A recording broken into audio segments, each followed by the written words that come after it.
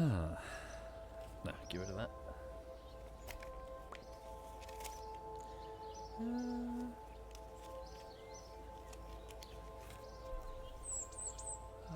Oh, there it is. I stuck it on the wall.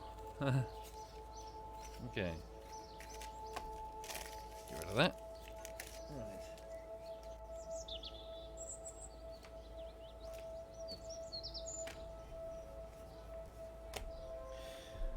Where did I put that pen? There it is.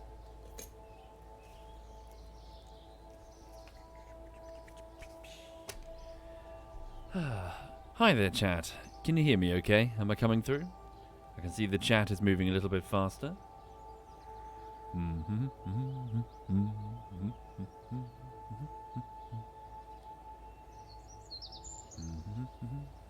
Hi! Hi, everyone. Yeah, today went really quickly. Holy shit. I completely lost track of time there. Busy. So I think I've successfully rewritten the section that I wanted to rewrite for, so this next video essay piece, so this next video essay segment. So what I basically did is I was reading it back and I realized that it was a bit meandering. I needed to sort of stay high energy for like quite a length of time. It's going to be fun to record. And then what I was going to do is I was going to slow down at the end. And I realized right at the end of my script, I went high energy again. I was like, no. So I did like a rewrite of that section. I deleted a few bits and I thought, no, tangent, leave it, just leave it. So yeah, so I think it's good. I'll give it another read after the stream. Yeah, it was good. Today was good. Lots of furious typing today. So, if all is well, I'll begin the audio recording. So late at night, I'll just start reading out section by section, segment by segment, and then just, over the preceding day. Sorry, I think I'm going to burp. Over the preceding day, just start chopping it up in Adobe Premiere. So for those just joining then, so Too Long Didn't Read is I'm still working on this enormous video essay on a game called The Forest, and it's about 24 segments long, and I'm just working on segments 20 to 24, so the final tail end of the project. Although that's not strictly true because there's bits that are missing on purpose, and there's also the segment 1, which is like a very brief introduction, which I just need to redo. So yeah, but things are fine. I think things are fine. Yeah, how are you all? How is everyone? Been a busy day. I'm quite tired, must admit. Just been furiously typing pretty much in this chair. Haven't shaved either. Right. Night Elf took a nap. Yeah. Naps are good. Naps are very good. Okay. Sick as a dog, says Mad John, with the flu. Bloody hell. Feel better soon, sir. Flu sucks indeed. Not sure what that is. Your account is locked, but enjoy. Okay. Yeah, good, Breaky 4. Busy. It's been a busy day of work. Yeah. Okay. All the best to you, Major Payne, and welcome indeed. Sorry to hear about said hard times. I hope you're okay, Major Payne. Thank you, Maybe Winning. Thank you very much for Maybe Winning.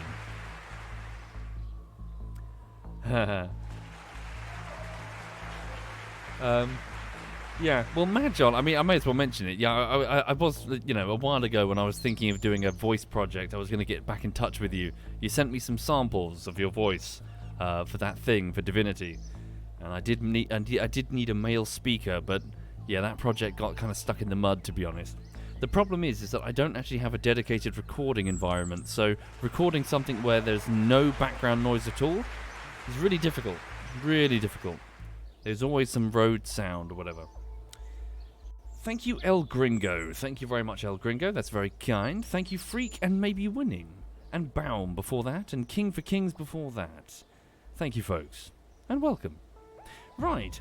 So, what's going on? So for those who missed the morning stream, I sent another... Well, sorry, I didn't send. I was building a probe. A probe to get to the planet of Eve. Now, I've sent 2 prior probes, and let's just say they did not go well. So the first probe fell through the atmosphere, flipped over, caught fire, and exploded, and then crashed into an ocean of jet fuel.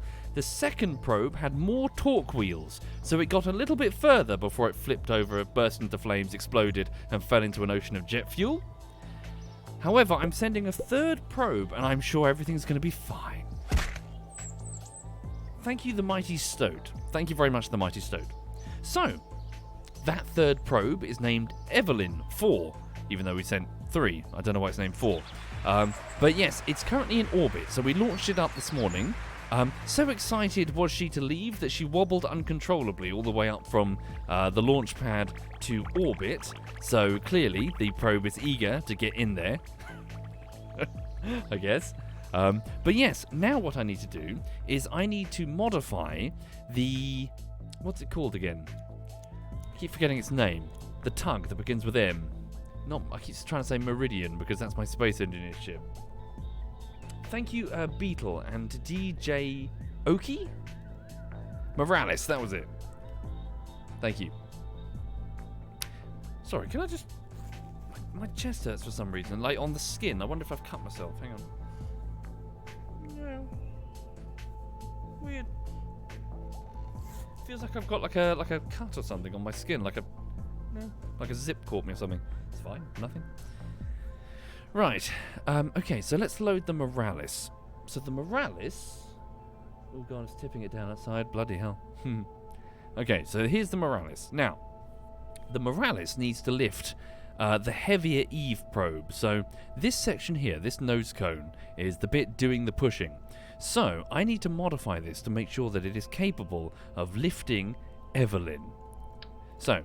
let's just make sure that this is the right way round. Yep, the arrows are here. So the Clampotron Senior is the right way up. Hooray. So, how much Delta V does this sucker have? So, I now know pretty much what I need. Where's my calculator? Okay. So, after we've achieved orbit... So let's pretend that this penis-shaped rocket has successfully reached orbit. Okay, so this is the tug. This is what's gonna push Evelyn over to Eve. Now, so let's having a look at this then. So everything has to be perfectly centrally aligned, otherwise Eve is gonna wobble. Yes, indeed, the wobble issue. So I don't think going with anything more powerful than nerves is a particularly good idea. Okay.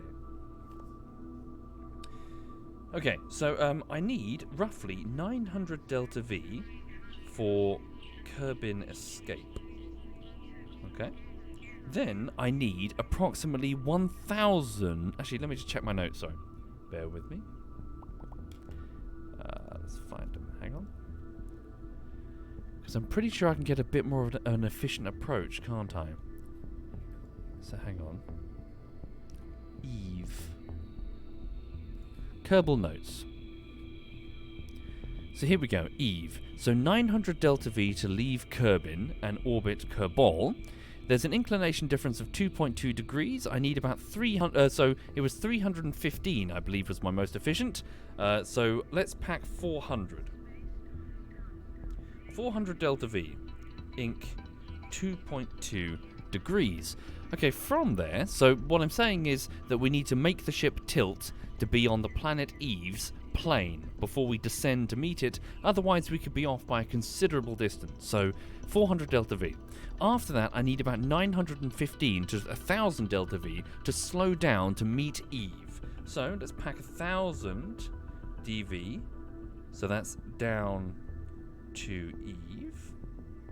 Okay.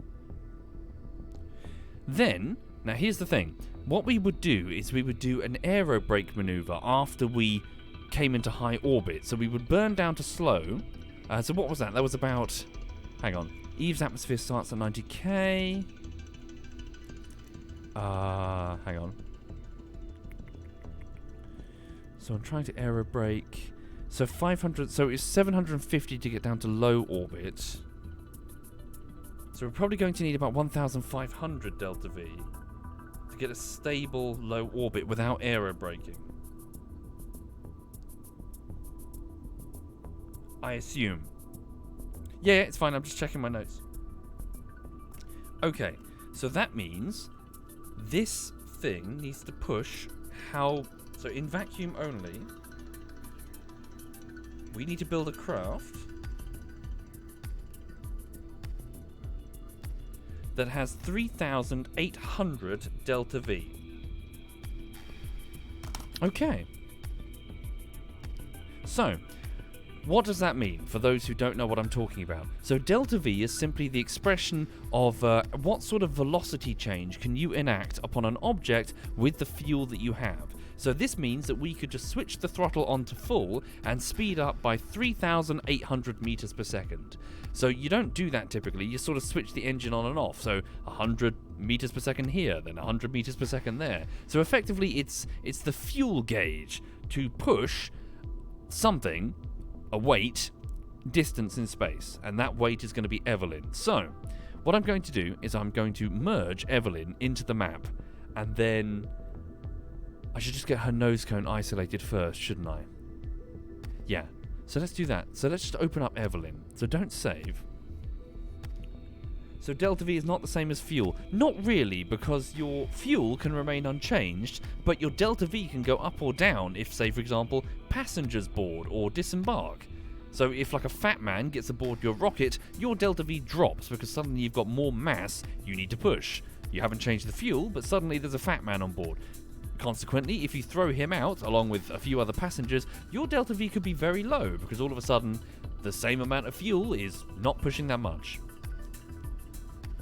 Okay, so Evelyn probe, and of course your delta V will change dramatically based on the engines and what sort of conditions they're being used in. So hang on, water test, swim test, Evelyn probe. Okay, so I'm just going to remove Evelyn. So here she is. So you see that Clampotron Senior? See this? So this is the nose cone that's going to get docked. So Evelyn, nose only. Okay, and then I'm going to import Evelyn into the tug. Sort of axolotl, yes. It's so fuel left in your tank, but it's variable. The miles left is variable based on the number of passengers. Morales. Okay. So, let's isolate the Morales. Move it off its launch platform, and then we're going to go open. Actually, don't save. Okay, and then we're going to get Evelyn. Okay. Evelyn. Where is Evelyn? There she is, nose only, and then merge. Okay, so here is your payload. Here is Evelyn.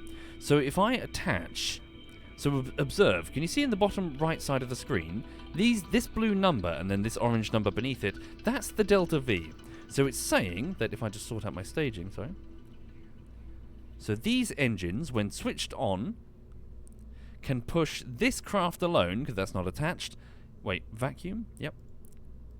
So it has, in total, 9,285 delta V. That's a shit ton of delta V. That can go all the way to Joule. That's, you know, even more so. That's a lot of delta V. So, what happens if I do this? Attach Eve. Watch that number. You ready? No? Do I need to reroute the part, maybe? She should connect. What's the problem? Oh no, what's going on there? What the fuck?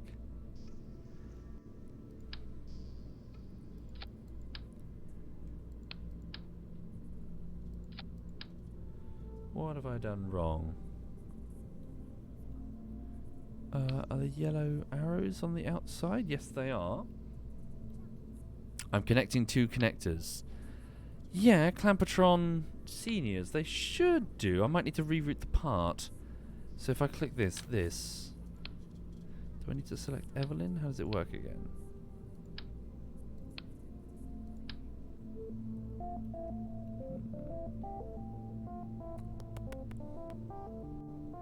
How have I cocked this up? But she doesn't have to attach to her nose. She can go anywhere she wants. I need to reroute, so the lower part is the root part. Okay, so if I go reroute, I must admit I've never fully understood the reroute tool. So let's go click on the probe. Select part to place.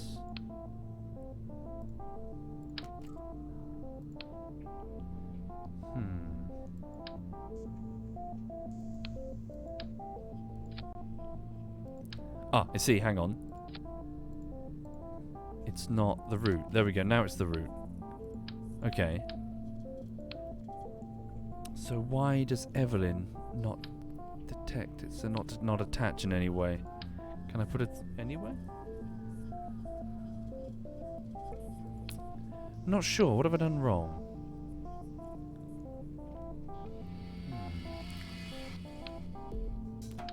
We could just mimic her weight with another object, but it would be good to just have Evelyn. Thank you, Taywood. Thank you very much, Taywood Cussy. Well, I hope it works out. Thank you.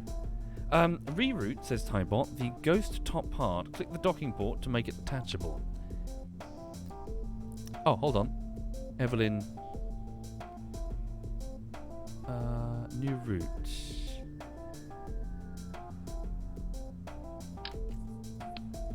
Did that work?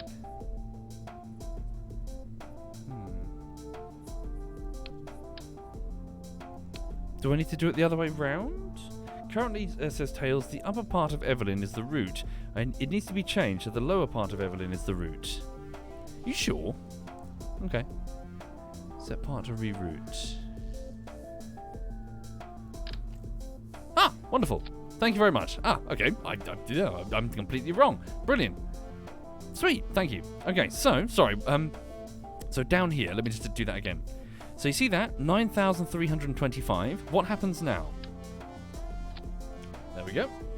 So the number, let me just refresh the stream there, is what the fuck? What's going on there? Is that just because the staging is shagged? Hang on. So stage 2, yeah.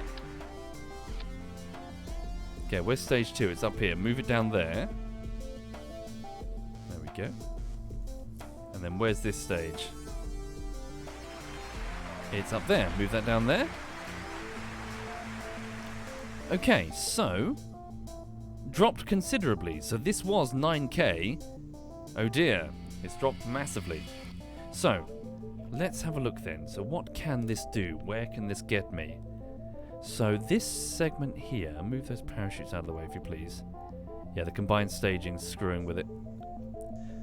Pardon me, I just need to grab a quick drink of water. I'm feeling a bit dehydrated.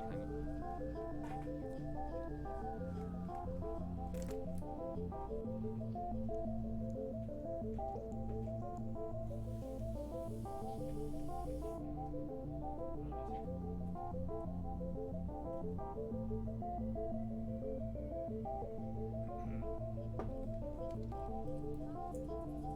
Right.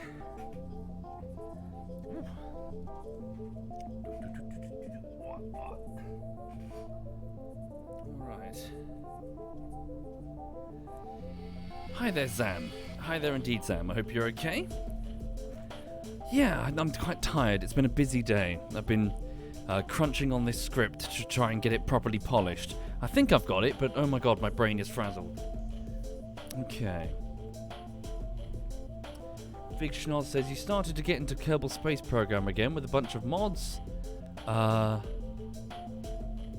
happened, sorry? Then a mod updated and corrupted my save. Oh, fuck, that sucks. All the progress lost? Oh, that really sucks. Sorry to hear it.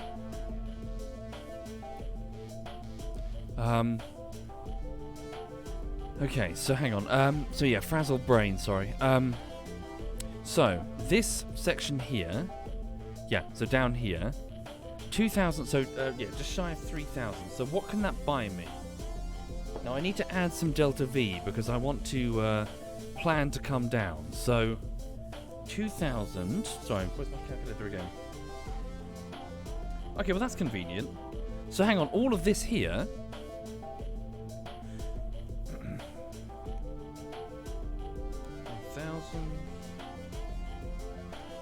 Okay, so this section here alone, that's my inclination of 2.2 degrees.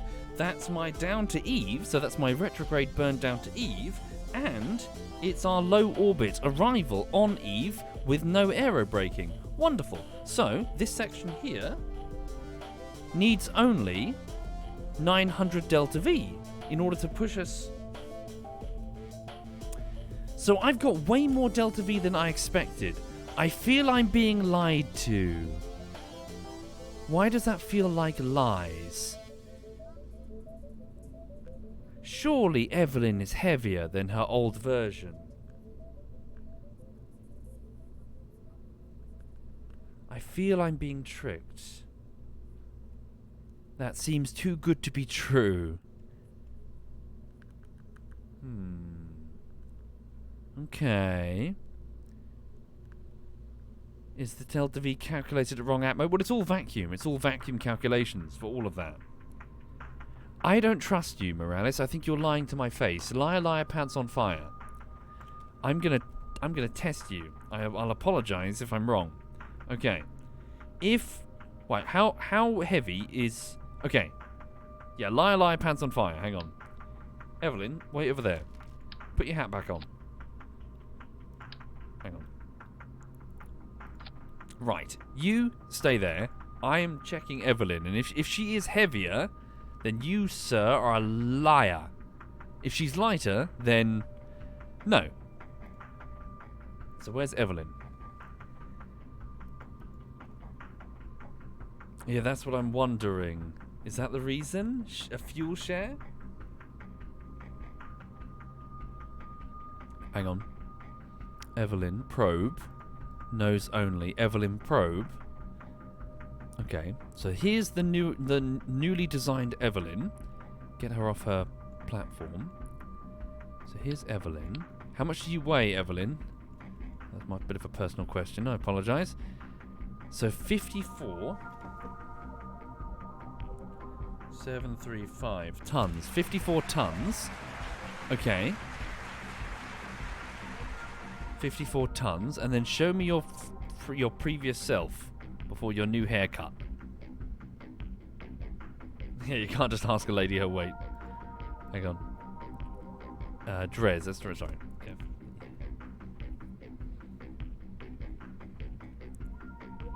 Evelyn Probe, so MK3. So there's the old Evelyn. She's taller. Oh! I apologize. Jesus Christ. This is 101 tons. So wait, the new Evelyn has lost 50 tons? Well done. Well, not well done. Sorry. I'm anthropomorphizing my spaceships. Okay. Okay. Morales has the Delta V. More than enough Delta V. Yeah, she's on a nuclear diet, yeah. How does it taste? Like metal. Okay, sweet. In which case, Morales, you have more than enough then to do the whole damn job. Sweet. I apologize, Morales. I jumped to conclusions. Right, so, good news for you as well, Morales. Since I've already carted on my wall, I've just put a blob of white tack with a note on it. It says 3404. Hang on, so 3404. Oh, wow, okay. So I can send you up almost empty. How much have you actually got, though? Hang on. 3, 4. Just do 3, 400. Minus 2, 500. So 900 in either tank. So drain all the liquid fuel from this tank, the top one, and then drain 900. Divided by 2. 450. Okay. I can't just type the number, that's the trouble. Oh, damn it. Okay, do it from the middle tank. How is that going to affect the center of mass? I don't actually know. Oh, it should be alright, right?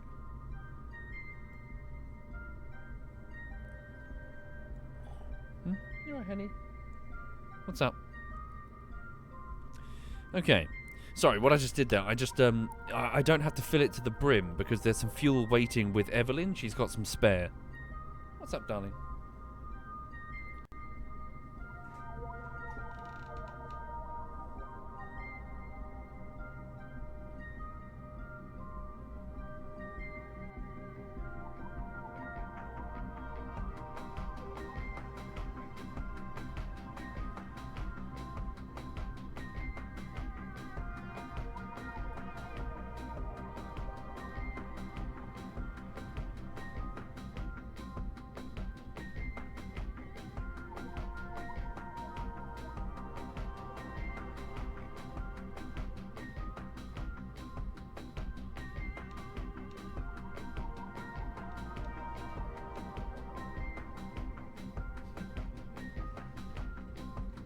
I'm extremely attached to that dog, everybody, as I mention every time. I love you. I do love you. Yes. In the mornings when I wake up, sometimes the first thing I do is I just roll over, like, on top of her, like, on purpose, in a sort of cartoonish, I'm going to pin you now. And she's always, like, opens her mouth and is like, ah! So it's play, basically. She loves it. She's a big softie. Yes.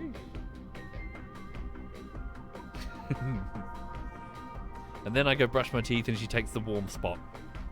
She's like, mine now. I'm like, oh, okay. Right. Okay, so I guess we're good to go then. So I don't really need to make any changes to Morales because we know that it works just fine. Let's get the fuck up there as quickly as possible. The sooner we can get up there, the sooner we can get this fucker to Eve, and then Evelyn can complete her mission. So, thank you, Nixon ate my cereal. Thank you very much, Nixon. So we know that this rocket can get the Morales up here, and now it has even less fuel, so we should be absolutely fine. So Kerbal sea level, first stage, 2,000. Yeah, and then the next one has 2,000. Although, what is going on with that staging? What on earth? Oh, wait, were we doing an orbital burn with nerves? Surely not. Should be fine, right? Do I need to make any changes? Just trying to remember. Thruster weight is fine. No, we should be fine. What about wobble? Did we get any wobble before? No, I think we're going to be fine. Okay, let's save it and then go to launch, shall we? No, I haven't tried it, Sugar Bear. Haven't given it a go yet. Struts, should be fine. Reckon? Yeah, it'll be alright. Okay. Yeah, maybe a couple more. Struts. Where are the struts? There we go. We've got plenty of struts in the middle. Haven't put on symmetry mode. Plenty of struts on the side. Yeah, I don't know. Put some struts here, maybe. Just in case. Okay, give it a save, and off we go. Okay. But yeah, for those passing through the stream, please know that I'm still working on this ridiculously big project, and it's entering the final stages now, or at least the final voice recording for the last, like, half hour of the video essay.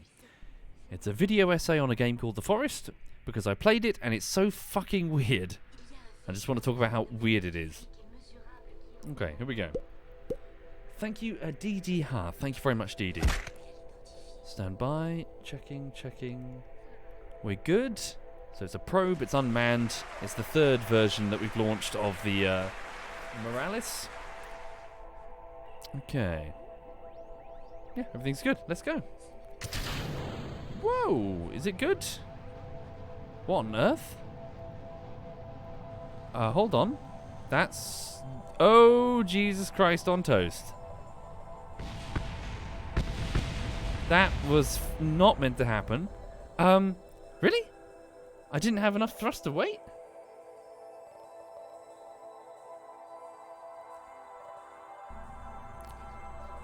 My thruster weight is fine. Okay. Yeah, everything burnt at the correct moment. That's fucking weird. Oh, what's going on here, though? Yeah, that's... Sorry, I don't have my Separatron set up. Okay, that's fucking weird. Hang on. Hit that there. Yeah, that could have gone horribly.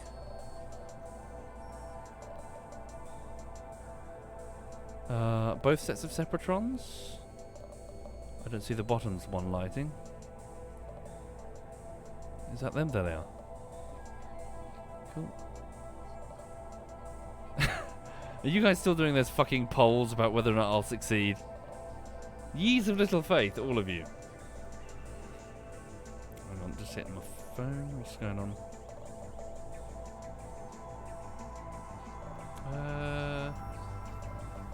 What the fuck? Hang on.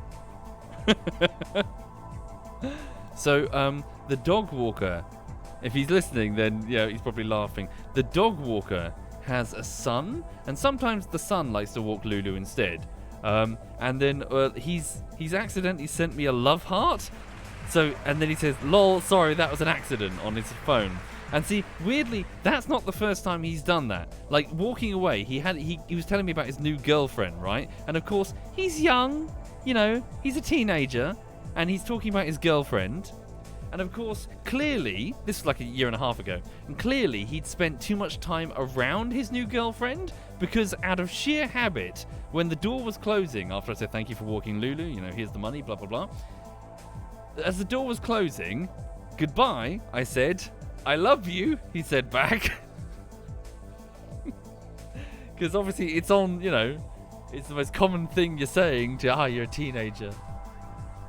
You feel the need to constantly reaffirm the relationship. Yeah, I love you, I love you, I love you, all that jazz. Oh dear. What a knobhead. Right, here we go. Initiating with a harder burn then. Up we go. Ilse called the teacher mum once. Yeah, shit like that. Okay.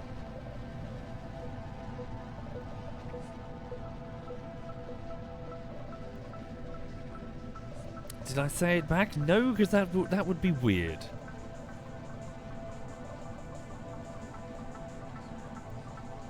I did at one point I saw him fuck it, I'll just say it. At one point I saw him like skateboarding or doing something, and he didn't have a helmet, and I basically told him, look, just pick, like literally just pick it, so long as you wear it, pick the most expensive helmet you can find, I'll buy it for you. Sadly, he never took me up on the offer, but I felt like a weird sort of like paternal thing here, like, for Christ's sake, wear a helmet, please wear a helmet. Yeah.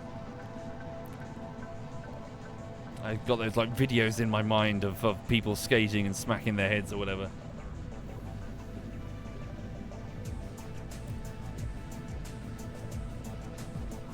Alright. Oh shit, I should have started this gravity turn. Whoopsie doodle.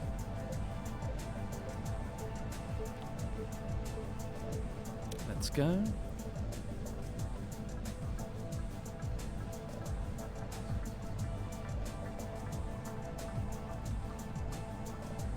Right. Okay. So, sorry for those just joining. Not sure what you're looking at. You're looking at a very large rocket that is performing a gravity turn through the atmosphere of Kerbin. We are currently on 16 kilometers above sea level and rising. The target is 70. We're gradually turning sideways, turning some of our upwards momentum into sideways momentum, eastbound with the curvature, well, with the rotation of Kerbin, giving us a little bit of free energy as we go. Get ready to jettison the boosters. Thank you and have a nice day. Boosters detach, they'll be picked up by waiting ships below. Keep turning. 48 kilometers out of 70. Keep turning.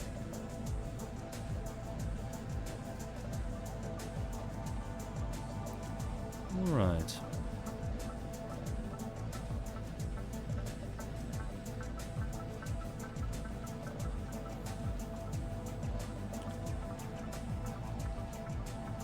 Yeah, the boosters are going to hit the ocean.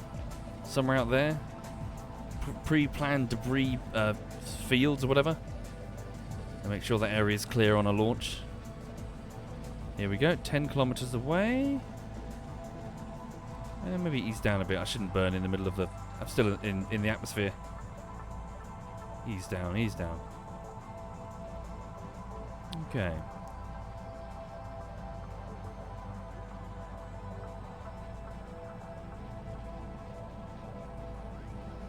So, we're about a minute from the app. Okay. That was quite smooth, wasn't it? Less of the wonky nightmare that was Evelyn's ascent. Alright. Lovely jubbly.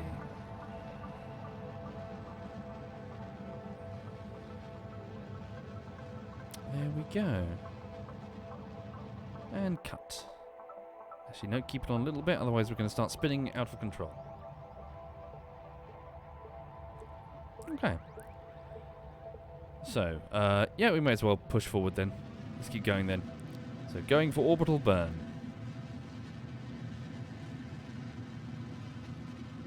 So the target is 2,200 meters per second.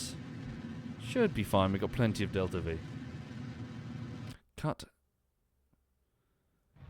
Just trying to get as close as I can to the highest point of my orbit. Okay.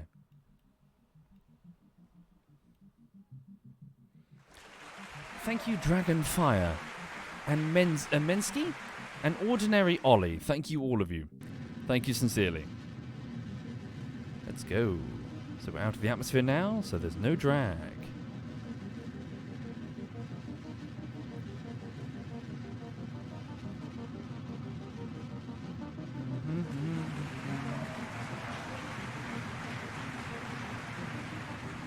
Thank you, Blue Seer. Thank you very much, Blue Seer.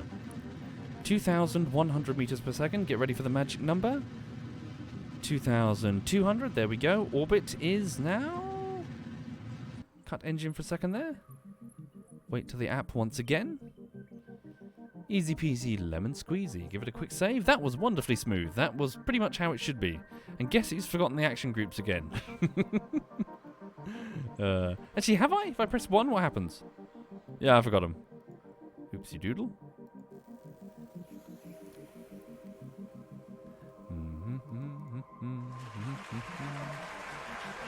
Thank you, Leon of Sweden. Thank you kindly, Leon of Sweden. Much appreciated, Leon. All right. Indeed, whoopsie doodle. Okay. Warping to next maneuvering, to the ascent, the apoapsis. You can, Sipsaf? How does one do it?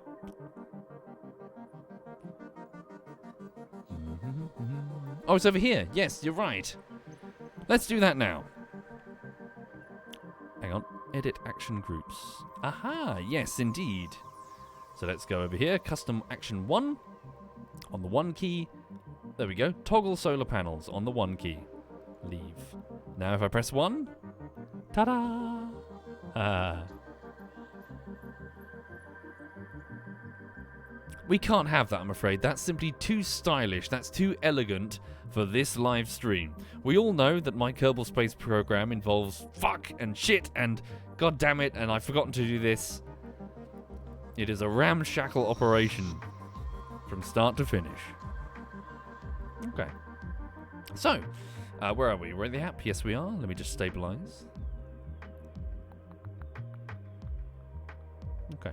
So, a slight increase in speed. Note the periapsis, our lowest point of orbit, is now 71. Lovely. Okay, so now let's find Evelyn. She's probably higher up than I want because her ascent was really terrible. The driver was completely incompetent. So, Evelyn, where are you, Evelyn? There you are, Evelyn. Set you as our target. Okay, now clicking Kerbin.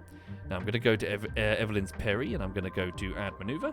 Set maneuvering node and increase our speed to go up to meet Evelyn. Please tell me she was facing retrograde. Oh fuck, no she wasn't. It should be fine. Okay. Right, so maybe wait until we're a bit closer before we go up to meet Evelyn. Well, we can go halfway. Go up to like here. 60, yeah, so a slight increase in speed. Do we have an inclination difference between our two vessels? 2.4 degrees. That's actually significant. So let's perform this maneuver, and then I suppose I can just do it from the ascending node. Where is it? So on our new ascending node of 2.4 degrees, add maneuvering node. So it's, to explain, so she is 2.4 degrees off on the plane. So imagine a circle spinning. So she is slightly off, 2.4 degrees. Doesn't sound like much, but on a planetary scale or an orbital scale, that could be quite a lot. You could miss each other by several kilometers. So all I'm doing now is these purple markers here. Note that I've right-clicked the descending node purely to see the number. Makes it easier. Clicking the inclination button there is flying straight down, question mark, I think. And I'm just trying to make it a bit closer. There we go, 0.1. If we can make it 0, that will be wonderful. No, I probably can't get away with it. There we go, as close as I can. 0.1, so that's a lot more favourable. Very good. Please turn to face the first manoeuvring node. The probe can do this because it's an advanced probe. There we go, and 20 minutes until we need to perform this maneuver. So we're going to increase our speed by 60 meters per second, and then alter our tilty-wiltiness, our inclination, to meet her on the same plane. Okay. There we go, the craft is now turning. I'm just curious, hang on. Let's have a look. International Space Station, spot the station. When is the next opportunity to look up into the sky from where my current location on Earth is to see the International Space Station zip overhead? Entering Brighton and Hove, East Sussex, England. Spot the station. View station sighting opportunities. So according to this, Saturday... No, that was December. Monday...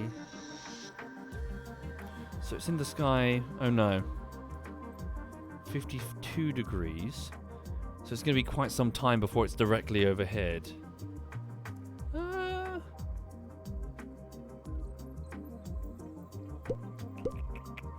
No. It looks like I've got to wait quite a few days to get a good sighting. Okay. Yeah, feel free to go to that website if you want and enter your postcode. And you can see when the International Space Station flies over your head. Thank you, Num the Elder. And if you get a chance, do set an alarm on your phone and look up. It's kind of cool. Like a fast-moving bright light goes whoosh across the sky. Moving way faster. Whoops, I've missed the thing. Moving way faster than you'd expect.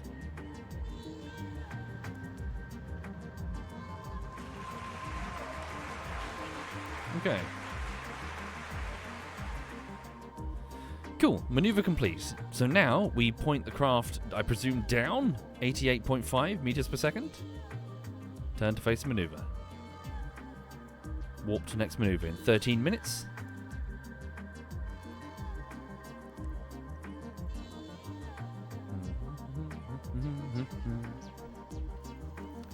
Thank you very much, the Y49. Thank you, the Y. Bear says, you saw the International Space Station once. You waved, but they ignored you. How rude. How's Lulu? Yeah, she's fine. She just flopped. She's got a belly full of duck and like duck dog food. I'm not like feeding her steak or whatever. So duck, dog food, and rice. Because she had a bit of a funny tummy this morning, so I was just giving her some rice to spare me the horror show that could potentially be coming out the other end. So rice firms up the stool. Okay.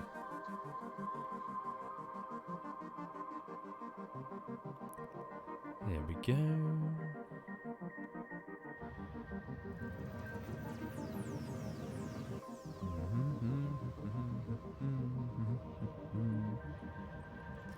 Careful.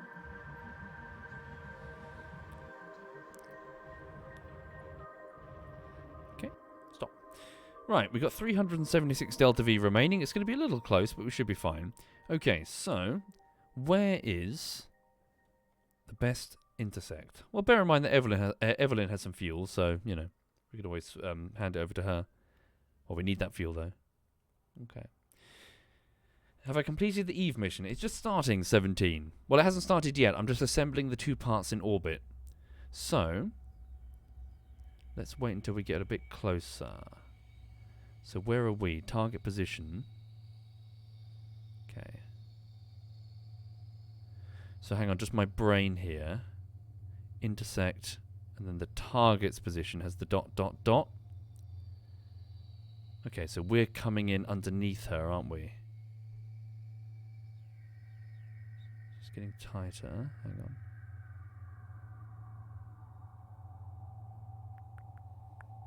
So we're just speeding up time. Hours are ticking by.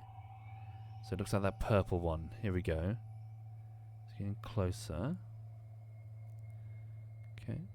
So what I'm going to do is I'm going to go even tighter in a second.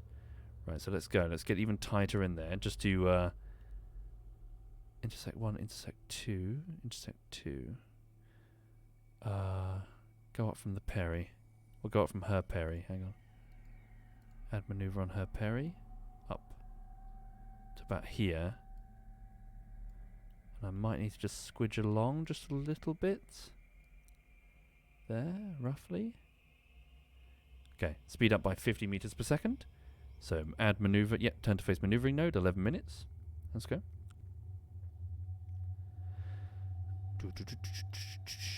Here we go.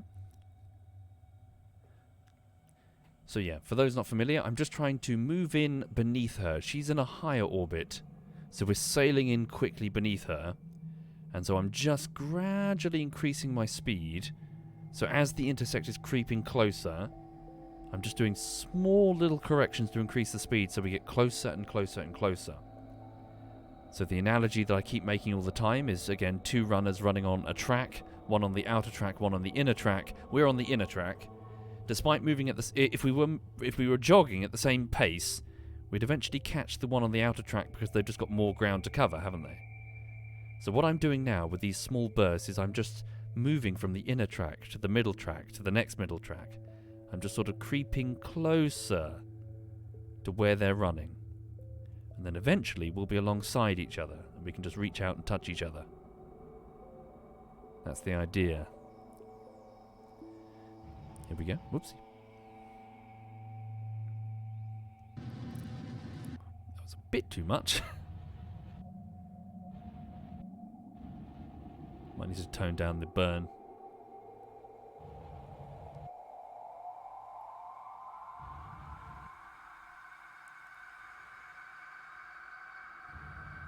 What about an analogy to explain analogies? Well, fuck. An analogy to explain an analogy. Imagine someone is telling something really complicated, but to make it simple, they get out... No, I'm just explaining what an analogy is. I need an analogy... Wait, an analogy for an analogy. An analogy for an analogy. So an analogy for explaining something as a visual metaphor.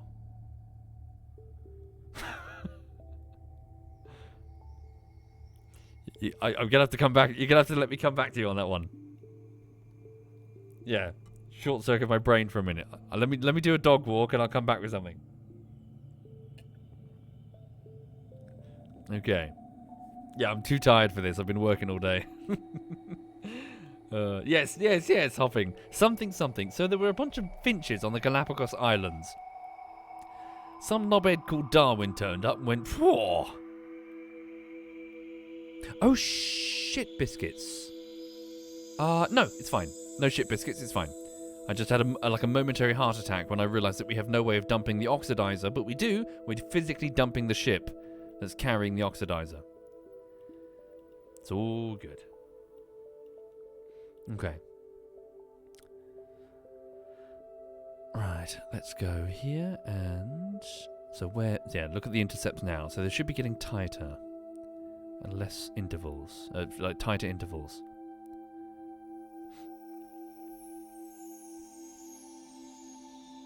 There we go. Intersect 2. Which one's the closer? Quick save now in case I need to redo it. So we've got an intersect distance of 152 kilometers, 164 kilometers. What about the next one? That's an intersect of 63 kilometers on intersect 2. There we go. Intersect... Really? Intersect 263 to 50? Oh. I figured I could get more favourable than that. 50 kilometers? Terrible. Hang on. Add manoeuvre here. Increase our speed. How tight can I get it? Hang on. 65. No, it's not the speed that's the problem. It looks like radial. Fuck. Okay. 50? I mean, it's not great. What have I done wrong here? Other way. Hang on, let me just go full hog on the radial. 16 kilometers. 16. Relative speeds of 50, that's acceptable. Other way. 10 kilometers, 9. Ooh. 6. Ooh, wonderful. 1 kilometer. Okay, we'll take it. That'll do. Turn to face the maneuvering node. It's in 9 minutes. Alright. Oh, shit. No, careful. I almost quick loaded. That was close. Right. Ah, dear me. That's true, Axolotl. Don't tempt me. Don't tempt me. Hang on a minute. Just gonna... Oh, fuck. Piss off, Evernote. Hang on. So I'm just trying to move her out the way down here or whatever. Put it down there. Then put this here.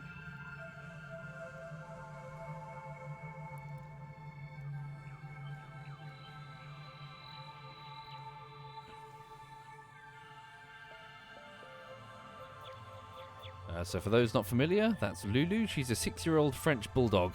She's resting after her dog walk this afternoon, where she came in, flopped on her sofa, was like, never take me outside in the rain again.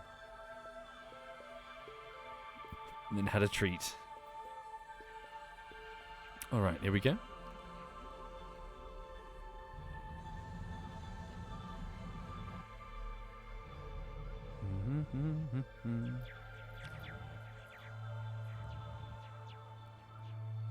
Cool. Should be good enough. There we go. So, what was the intercept? Let's have a look. Really? Still 51 kilometers? Surely not. There we go. 700 meters? But then when I stop the time warp? Yeah, 700 meters. God damn. That is a goddamn intercept. Holy shit. Okay. Or an intersect, even. They hear everything, Slender. They hear every single word. Like the word treat. Okay, maybe not. I stand corrected, everybody.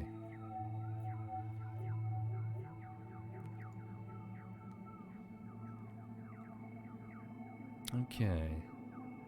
Here we go. Right. So let's get this done quick, because we need to go to Eve, and I don't want to just dick around in Kerbal orbit for the whole stream.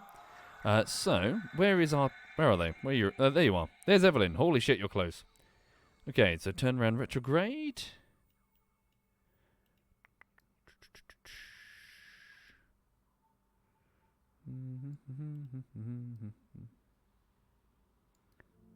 Right. Cool, we're good to go. Please remove your hat, Morales. There we go.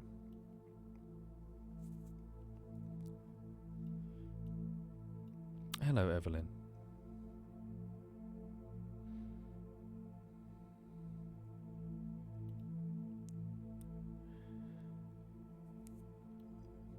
Okay. So, we're now going to slow down to match Evelyn's speed. There's a speed difference of 8.7 meters per second, but if I do this, we can cancel that out to 0.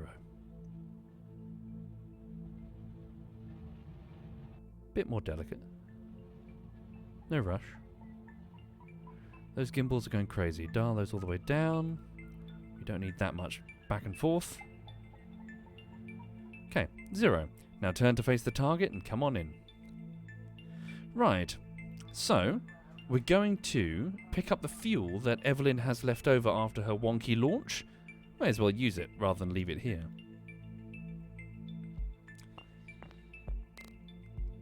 Thank you, Sir Lord Custard.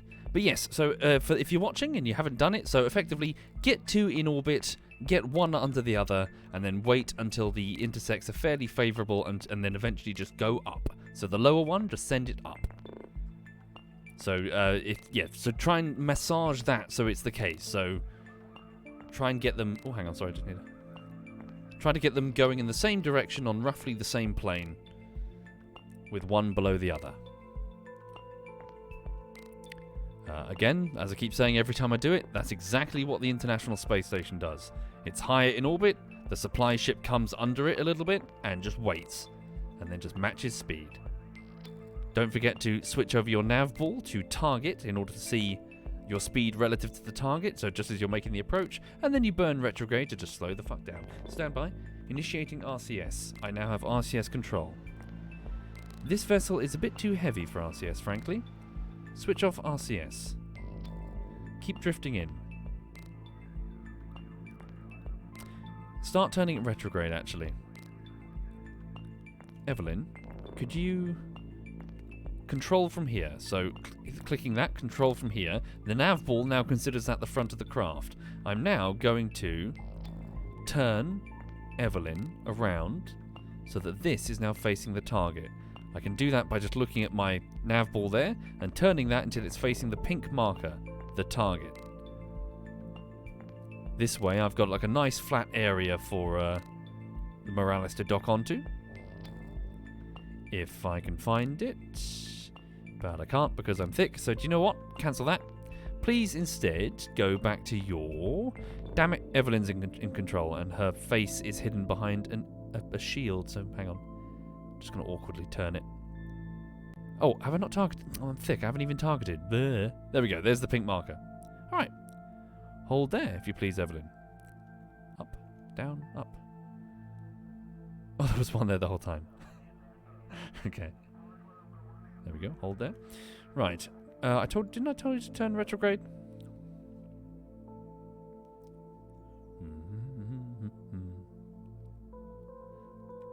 Okay, please close the solar panels, just in case we have an accident. All right.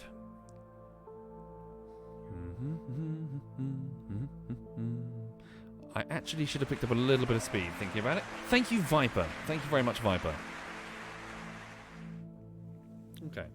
So, note that the retrograde marker with the cross through it is not fully aligned with the target, so we're flying off. So I'm now going to switch on stability assist to give me manual control, and I'm going to start pushing the retrograde marker onto the target. The problem is I can't see the target marker. There it is. Stand by.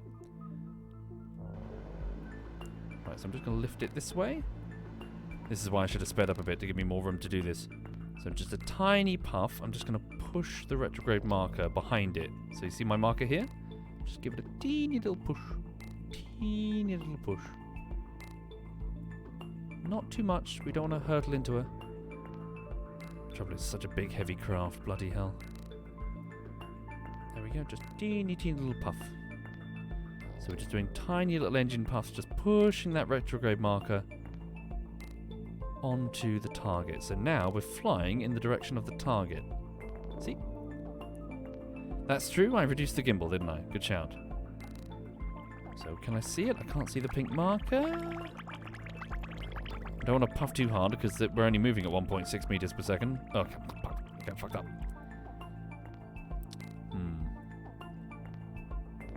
Can we do this with mono? I'd love to do it with mono, but this craft is so freaking heavy, you wouldn't believe it. Thank you, Fayrul's a panda. Thank you very much, Fayrul's. Thank you. Okay, just keep cruising in. Okay, and then give it another little puff. Just there. Tiny puff. You see, we're pushing the retrograde marker onto the target, just making a little course correction. Alright. So now I'm actually going to do... so can you point me towards the target, if you please? Probe. We'll just try and... I'll try and use RCS. So for those not familiar, RCS is the maneuvering monopropellant in these nozzles here, exposing a chemical to a catalyst generating hot gas, which is being funneled through the nozzles, such as hydrogen peroxide, for example, which is very useful if you want to get somewhere in space. Because it's mechanically simple. It's just simple. It's not like a bunch of liquid fuel lines kept in minus whatever. So stand by, initiating RCS. RCS is enabled. The hot gas is now being pumped out the side. I'm now using it to try and massage the yellow marker, which is my prograde, onto the pink marker, which is my target. The trouble is, this craft is so freaking heavy, and it's not responding easily. Take care, Ilse. Have a good one. Sleep well, and thank you for your art, Ilse. You're very, very kind. Okay, we're doing it slow and steady. There we go. So I'm controlling it with I, J, K, L, H, and N. There we go. The yellow marker, my direction of travel, is now over the target. We are drifting towards it at 0.8, 0.9, 1 meter per second. Switch off RCS. Okay. Evelyn, can you please make sure that your grapple thing is facing the target to make it easier for them? Cool, here they come. So we transfer the fuel, ditch this bit, reattach the Clampetron Senior, and then off we go to Eve. Again. Although we have to wait for the transfer window. Speed up the time. Time warp a little bit. Course correction, we're drifting. Okay.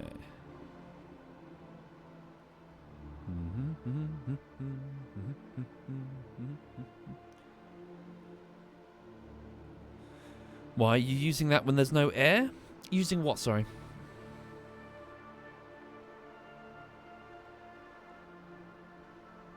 Hang on. Oh. There we go. Just keep us on target. Probably not guard. How's my mono? Yeah, we got shit tons.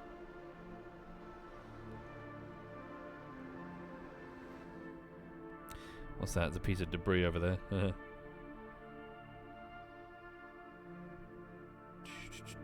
Closing in. Pick up a bit of speed. Come on, let's get the shit done. Got loads of mono.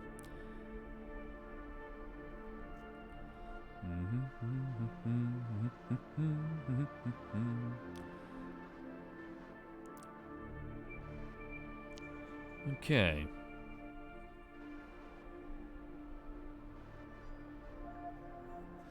Right. So, if you're just joining, I'm trying to connect two craft in orbit around Kerbin. One is the nose cone and one is the tail section for a craft that's about to go to Eve. You don't normally need to do this if you're going to Eve. Like, one craft can get to Eve just fine. The problem is I'm not simply sending a mere probe. I'm sending well, it is a probe, sorry, but I'm sending a craft that is going to try and land on Eve and then take off.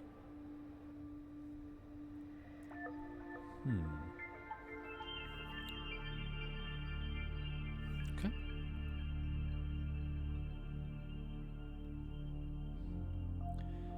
Indeed, Shuddingles.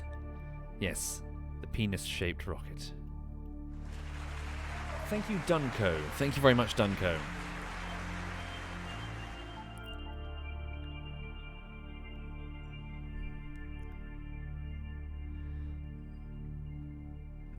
Alright.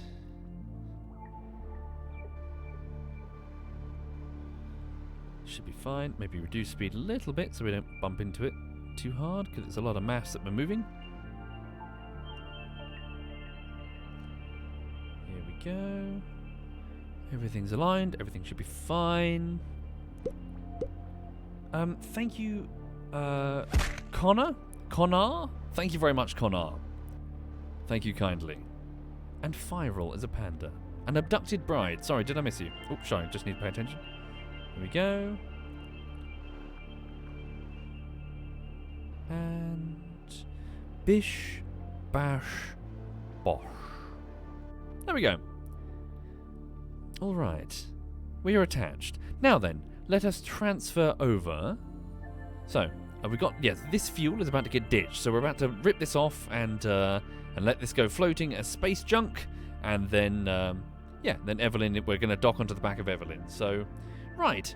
Let's quick save. And let's take the spare fuel. There we go. From here to here, if you please. In. So we don't need the oxidizer because we're utilizing nerve engines, a nuclear engine.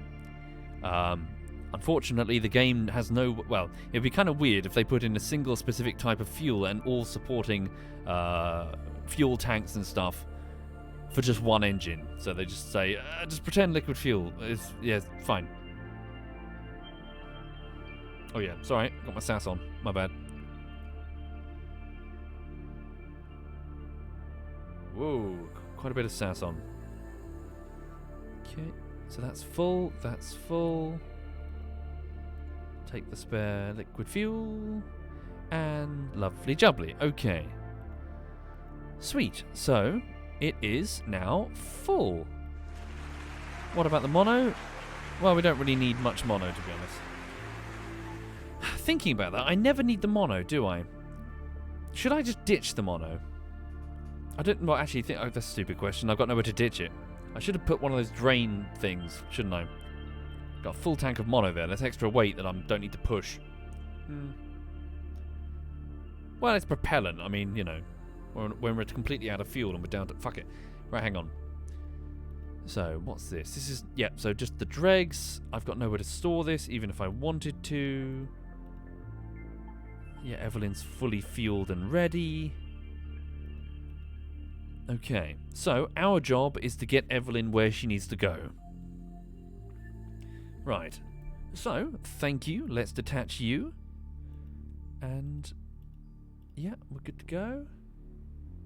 Right, so, quick save. Right. Put it in the atmosphere and let it burn up? I would, but I'd rather have a controlled docking procedure than worry about a piece of space debris. Here we go. Detaching. Okay. It is now detached.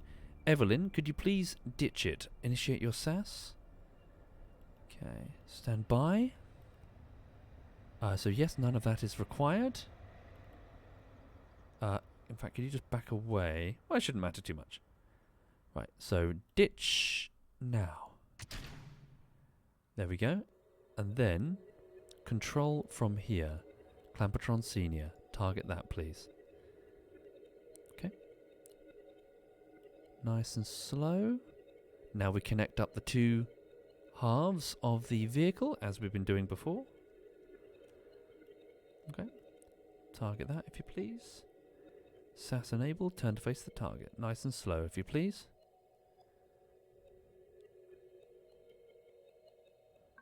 We're heavier now, we're fully fueled.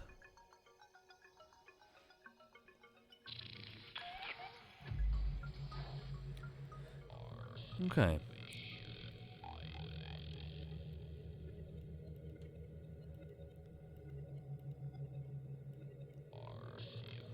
There was a little bit I could have utilised for this, couldn't I? That was a bit of a mistake. Because we've still got this engine attached. Yeah, we could use this for the initial burn. Okay, stand by. We're attached. What is it aiming at? Aim at the target, if you please. Weird. Okay. Obviously, it's just swinging back and forth. Right, so... let's go. Forward. They should lock on automatically. There's my prograde direction of travel. That's it. Push us up. Sorry, that's just the background music. There we go. Get ready for a lock. Prepare to disable. Magnetic's going to take it, I think. Yep. Forward. Come on. We shunted Evelyn. Forward. Let go. Come on. Yeah, we give it too much of a tap there. Evelyn, could you, Yeah. You can do it. Yeah. Magnetic's got it.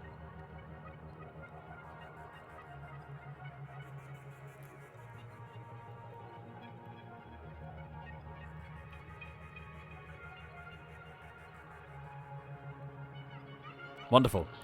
There we go. The mission is a go, everybody. We're ready. Okay, Evelyn, Mark 4. She's half the weight of the prior probe. Alright. So, I'm going to go down to the tracking station, and we're going to have to wait for the transfer window, and then plan the maneuver and all that. So, right, so hang on, just check staging, because obviously that's completely shagged now. Where are these engines? Stage 3. Let's move this down here. Up the thrust all the way to the max. We'll burn all remaining fuel. Leave the gimbals as they are.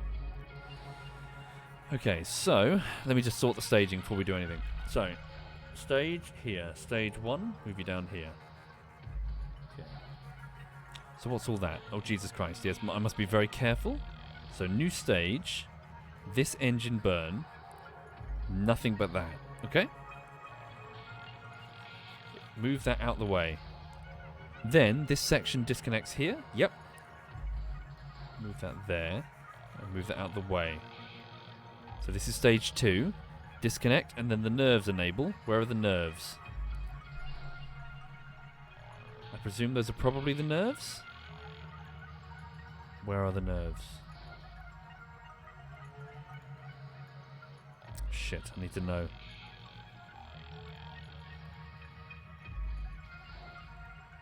Again, no struts. Well, it's 2 vehicles assembled, so hopefully it should be okay. Hang on. Where are my nerves? Is this them? They're not being highlighted.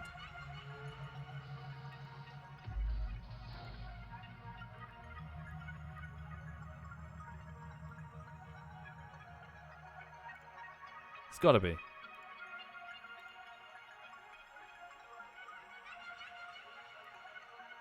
Trying to find them in the stage. They're not being highlighted. I don't know why.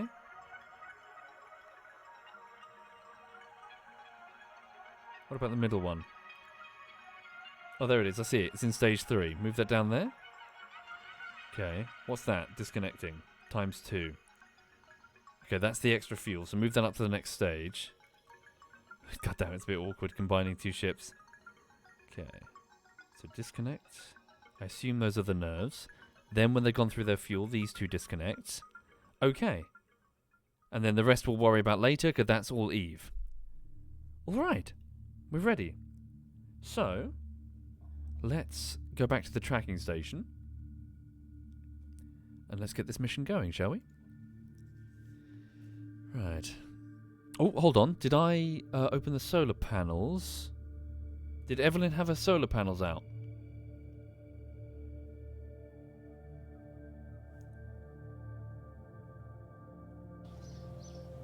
No? Okay. I'm just going to... I can always load it if I fucked it up.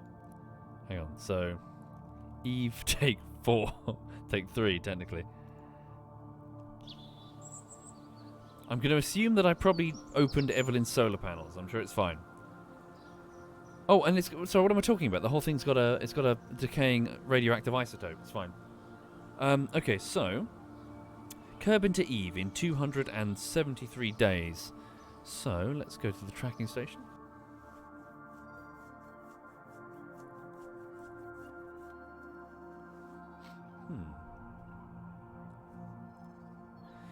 Alright, 1 second, just going to speed up the time. So, here we are. So here's our solar system. There is Eve down there. So, let us go to the alarm. Kerbal to Eve transfer window in 273 days. Warp. Here we go. So, in order to get down to Eve, we need to reduce our speed. If you're new to planetary transfer, just pretend it's the exact same as getting to and from the moon, or really in Kerbin orbit, anything. So an increase in speed will make you go higher, decrease in speed will make you go lower. Same thing for the star. So everything here is orbiting. If Eve, for example, were to go slower, then she'd move down in her orbit. So what you're looking at is hundreds of millions of years of just natural orbits that accumulate over time as individual planets carve their way through the initial solar system debris field, just hoovering up as much mass as they can. The planets are what remains.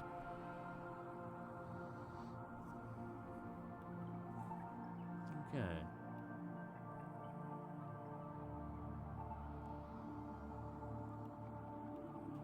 So note that I've got multiple commercial satellites and stuff. Okay.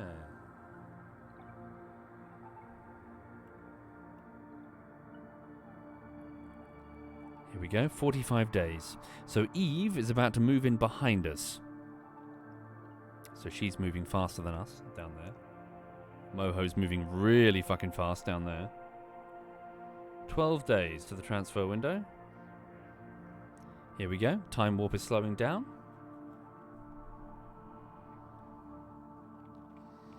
Here we go. Okay.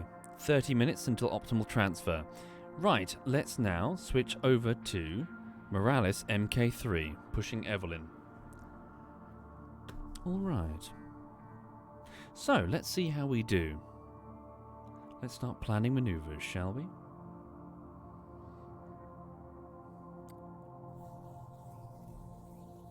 But yeah, I hope everyone's okay. Hope you're having an... not quite what I remember Eve looking like.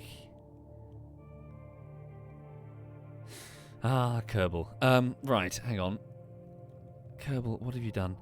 No, the Morales, not a rock. That's a rock.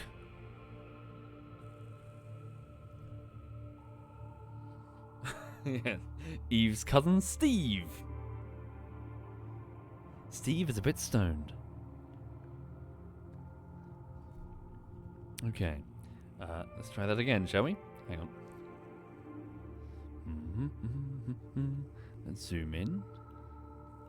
Find Evelyn. Morales MK3. Hello, Morales MK3.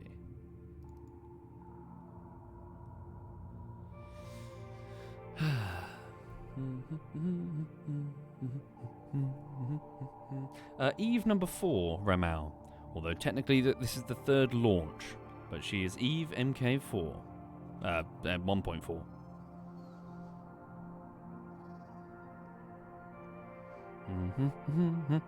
Aha! There we go. That's a bit more like it. Alrighty then, so let's now plan our transfer, shall we? So, we're going down, therefore we want to leave in the retrograde of Kerbin, so it's this direction. Let us place down a nav marker here. Nope, that's a target marker. Add maneuver. So first maneuvering node will be placed here. I'm then going to zoom out so I can see retrograde, like so. And I'm going to go to the maneuvering node here, increase the sensitivity, and hit the green marker for my prograde. There we go. So we're picking up speed, confusingly. Okay. Not too much. And I'm just going to try and fling myself, basically, super fast to escape velocity for Kerbin.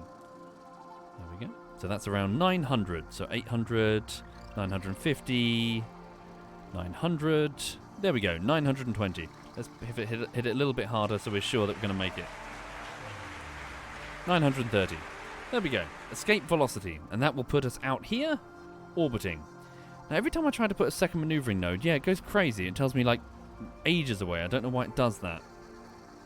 So we're going to have to wait until we're out. So let's just quick save, do this burn, and then bit of a long burn, but we'll do it and then get out there. So quick save done. Turn to face the maneuvering node. It's in 32 minutes. Yes, unfortunately it's on nerves. Okay. Hi there, Helvigan. Hi there indeed. Hope you're well. All right.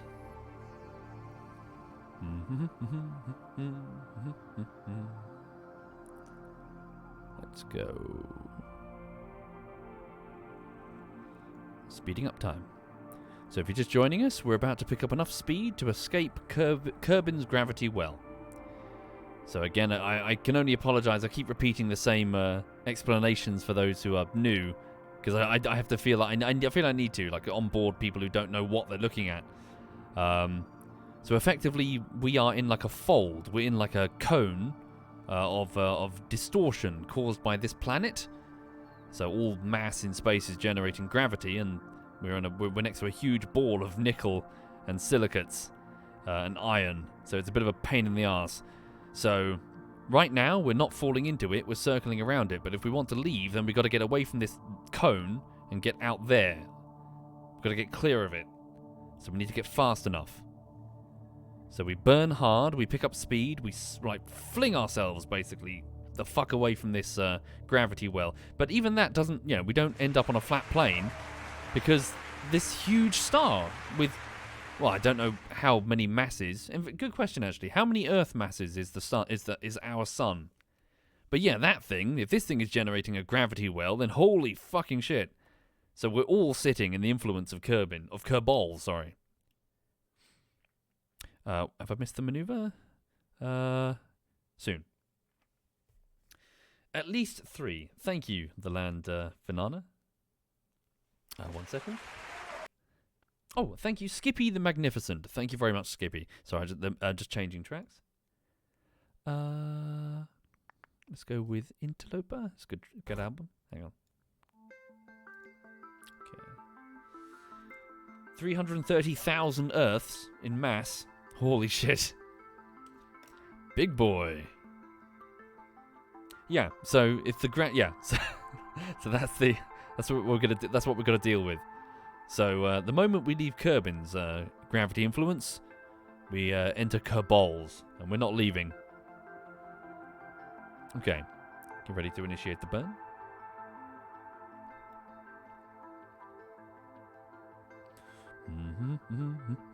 Indeed, it does. The planets are effectively rounding errors when it comes to. Oh, hang on, quick burn. When it comes to the amount of masses in a solar system.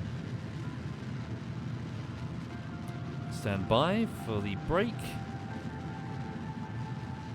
And... oh, there's some bounce there. Did you see that? Hopefully it's going to be okay. Ooh, that's cool. Right, are all 5 enabled? They are. Is Evelyn bouncing out of control? No, we're fine. Okay. So here we go. So I've just initiated the nerve engines, which have begun their escape burn. Unfortunately, it's a bit slow. So pick up speed, time warp. Evelyn is bobbing around quite a bit. Oh no! Damn it, why is she doing that? That's most frustrating. We had struts on her before because we brought up an engineer to fix an unrelated problem. Do I have to do that auto strut thing?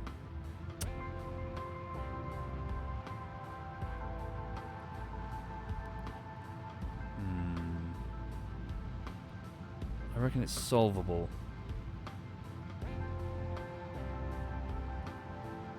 Is it solvable if I hold it down low? Okay. Use RCS? No, it should be okay for now. It's not as if we have to be super precise with the burn right now.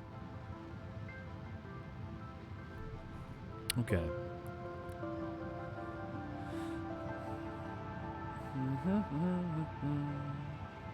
Oh, I see, Sendon. Oh, that's good at least. Okay. Then I've misunderstood. I thought auto strut was to strap on struts after the fact, like you're already in flight. I was like, ooh, I'm not so sure about that. Okay.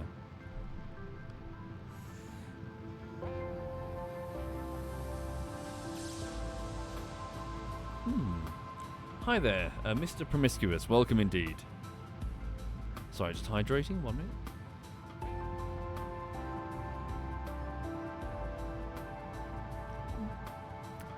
How to get something like this into space? Well, the nose cone was kept under a huge sort of lightweight airframe. But yes, it was a bit of a struggle because I didn't properly strut it, so it wasn't properly... It wiggled around. The cargo wiggled around. Okay.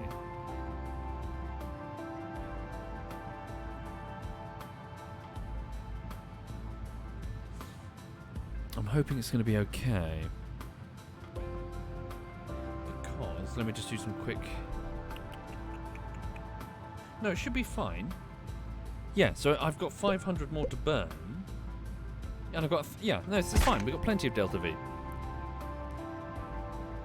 I'm just nervous about speeding up the time, sorry, what with Evelyn having a bit of a... Hang on. Tell you what I might do, though. I might... We just passed the Perry. No, keep burning for a bit. I could always do another loop around and burn the rest of it closer to the... basically do another orbit, if needs be.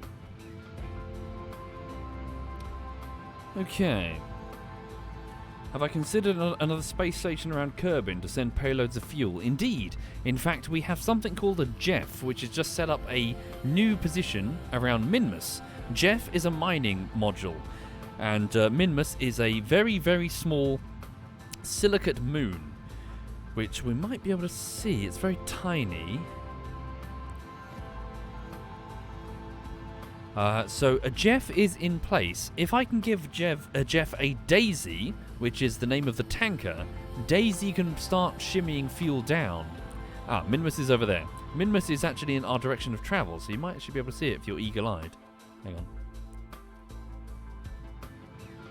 So Minmus is over there somewhere.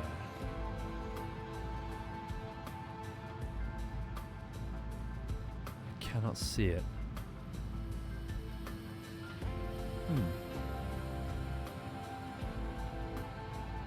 Oh, could that be it, I wonder? Maybe? If I zoom out like that, hang on. Minmus is... there. Somewhere there. Might be that, maybe? Don't think that's it, that's a star. Okay. Okay, I'll keep going the burn anyway. We'll just hold this one burn. God damn it! Why does it keep zooming out all the way? Don't know why.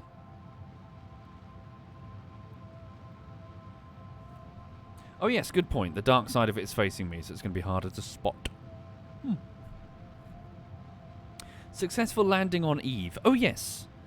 Several vessels have landed on Eve, but they were much smaller and lighter than this one.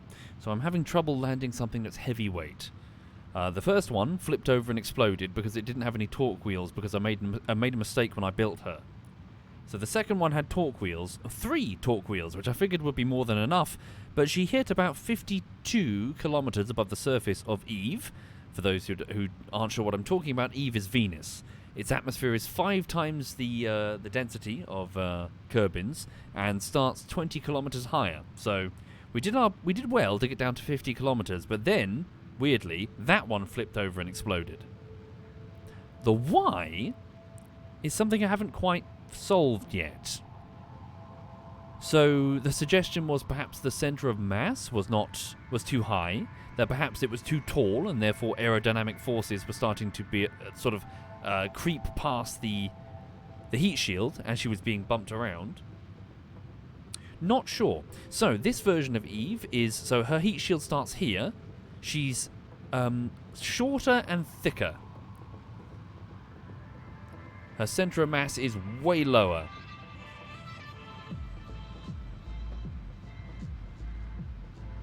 Okay.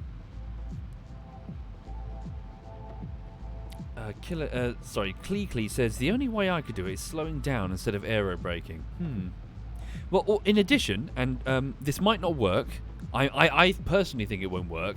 We have 4 drogue chutes mounted, which I have a feeling are going to get ripped to ribbons. It's Eve. So we'll see.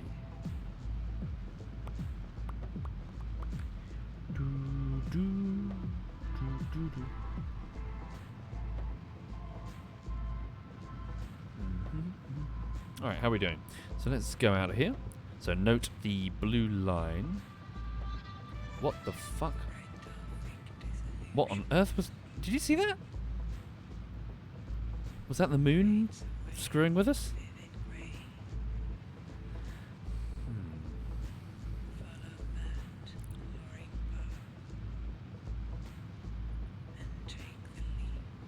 Alright.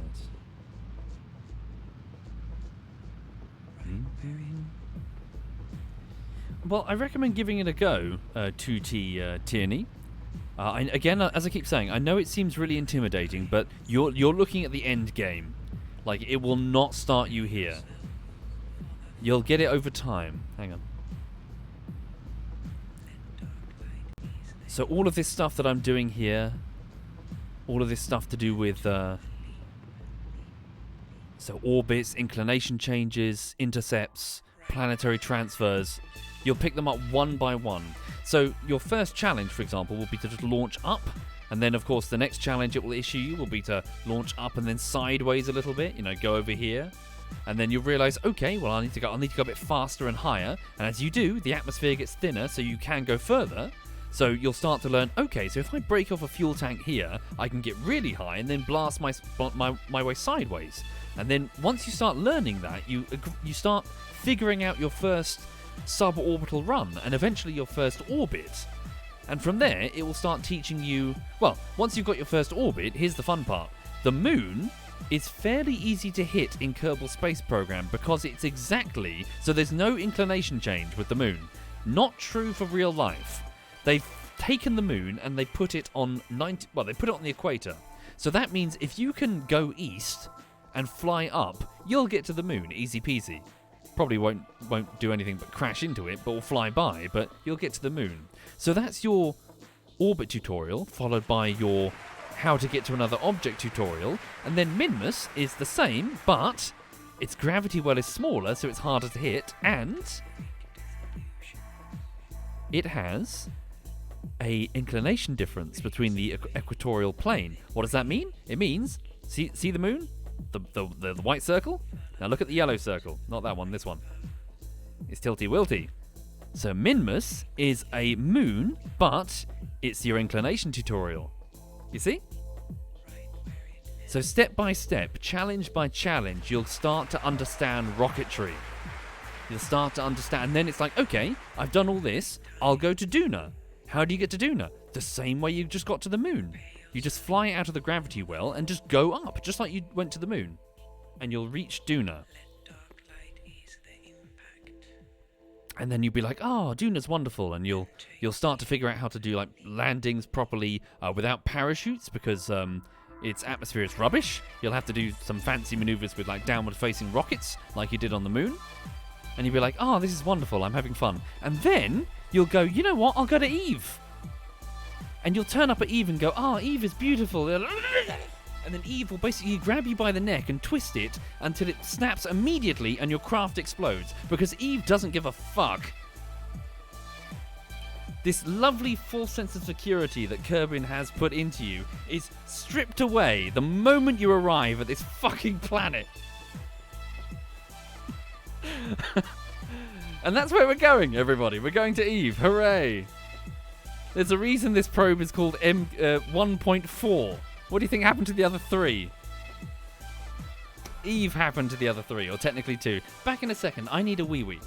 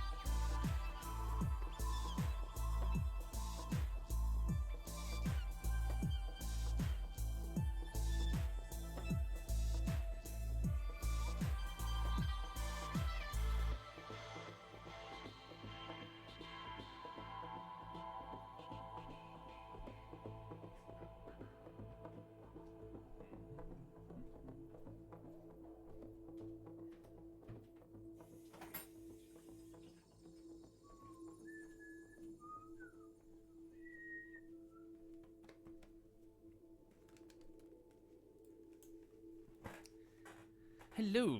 Okay. What? Yeah, I had to go to the kitchen to do it, Night Elf. Hang on. Okay. Sorry, can I just get some water while I was up? Hang on.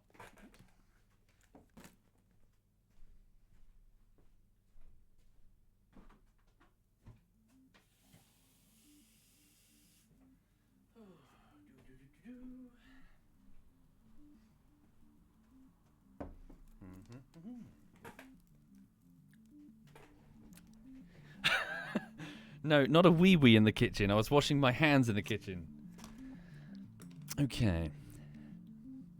Right, so, yes, so let's do this then. So, we're now leaving the the gravity influence of Kerbin. So, let's now speed up the time. What is going on? For some reason it warps me to my maximum zoom. I don't know why. Right, here we go. So, warp here, if you please. So, 8 days travel. So, we're falling into the... So, we're leaving Kerbin on its retrograde, so away from its direction of travel. Now, we haven't bled off the speed that we've got circling Kerbal. All of you listening to my voice now are sitting on the skin of a metal ball that's hurtling through our solar system at ridiculous speeds. So, we haven't lost that, so observe. Orbital speed relative to Kerbin, but we go to Kerbal and suddenly, any second now. Thank you, Spick Live. Thank you very much, Spick. Orbital speed and skadoosh. There we go. So 9,146 meters per second. So, we need to reduce that if we're going to fall on our current orbit and go and say hello to Eve. My ascending node is there. I can still put one there in 2 days. Have I missed the window, do you reckon? I'm still close to the ascending node. Okay, so let's put down my first maneuvering node. Right-click on the descending node to see Eve, because Eve is now my target, its inclination difference. So just like Minmus, it's on a slight tilty-wilty difference. So, let's now change, so point the craft down, and do a burn of around 400. It's not going to be exact, is it? That's my boggle. Drat. I think I've missed it slightly because there's the ascending node back there. 0.40, I'll have to take it. So in 3 hours' time, we do a burn down of 360 meters per second. So again, sorry, I'm just doing the analogies again. So imagine 2 tops spinning on a table. If both tops, spinning tops, are facing directly up, that's fine. If you wanted to touch the 2 edges of the tops, no problem. But the problem is Eve is off. She's to one side. So if the 2 edges align, potentially they could be off by a huge amount. So we need to turn to match her plane. We need to turn our top to be spinning on the exact angle that she is, so that the side of our top, when the 2 tops are overlaid perfectly on top of each other, will touch. Okay. Fine. Beyblades, whatever. Okay. Oh, there you go. She's wandering off to get a drink. Okay, so that's maneuver number 1 in 3 hours' time. So, maneuver number 2. Probably have to do it quite some time from now. But on our new course here, add maneuver. Reduce our speed. Come down to where Eve is. So we're reducing our speed. Hello. So that's Eve. Where would we need to be, do you reckon?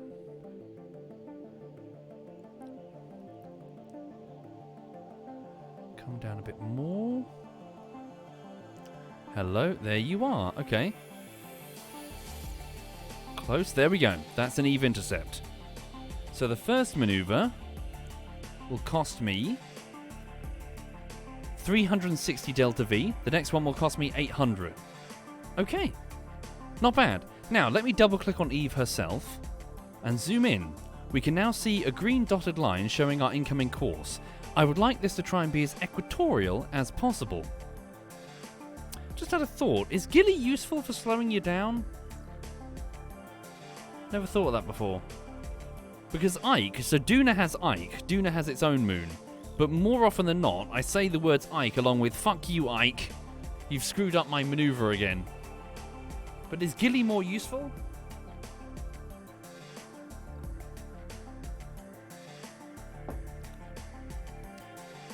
Gilly's gravity is so weak, you can fall off it. Okay, maybe not then.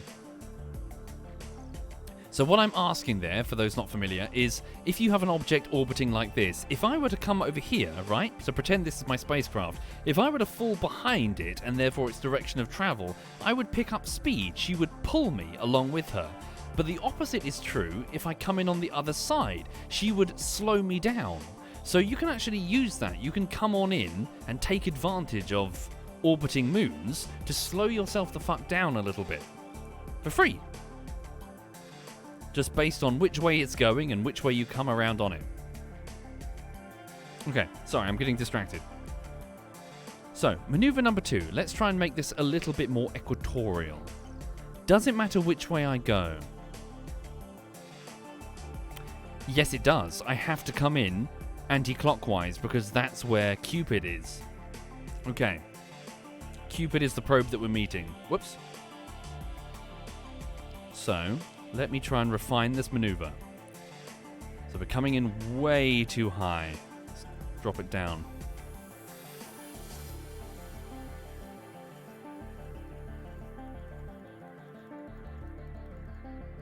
A little bit more.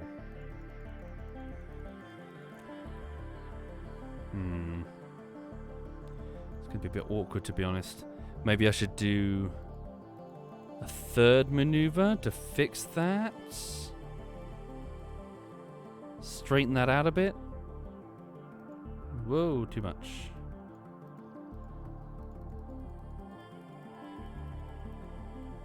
Maybe. Shit the bed. Yeah, we're coming in way too high. I presume because, yeah, the inclination is still so different. I don't think I'm going to be able to solve that, am I? Because of the 0.5 inclination difference.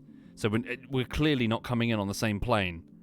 So what I'll do instead is I'll go to high orbit.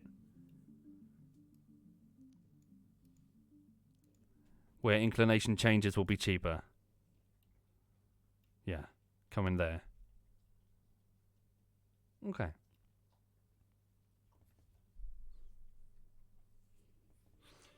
Oh, really, Ryan? Sure. Well, yeah, my question was more like, is it going to be useful for a deceleration? But I think the answer is no. Okay. Thank you very much, Nervous Hawk. Thank you sincerely, Nervous. All right. So, let's do this then. Let's warp warp to next maneuver. Sorry, just to check. Maneuver 2. I'm just a little worried that if I don't have the maneuver selected, it might warp to the wrong thing. Should be fine. Here we go. We have a direct connection to the Kerbal Space Center, warping to next maneuver in 3 hours' time.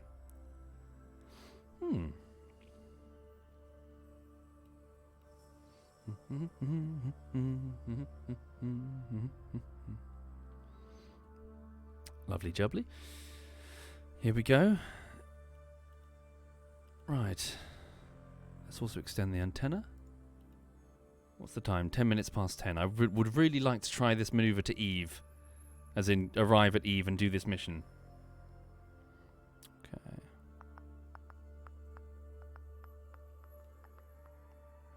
Right.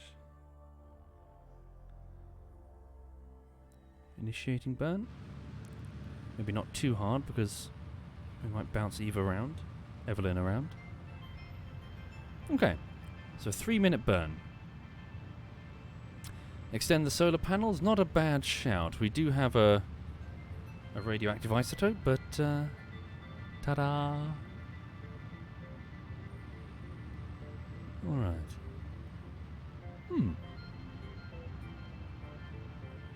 So yeah, how is everyone? You all okay? Oh.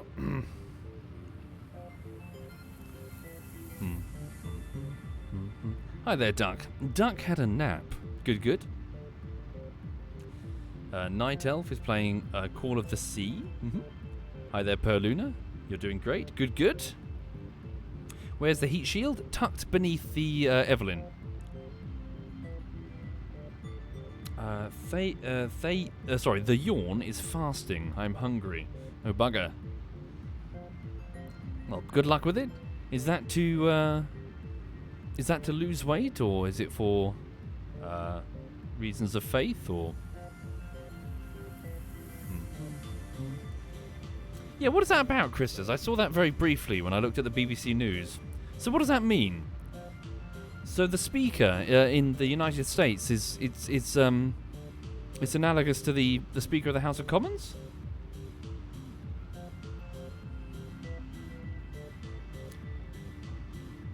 The yawn says, I always wanted to try it. It's good for resilience and has some health benefits. Oh, I see, like periodic fasting. Ah.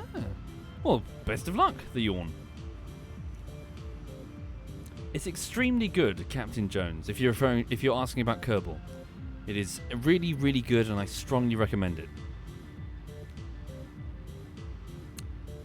Coolcon says the US Speaker is a much more political role than the UK Speaker, has a lot more direct influence, and is partisan appointed.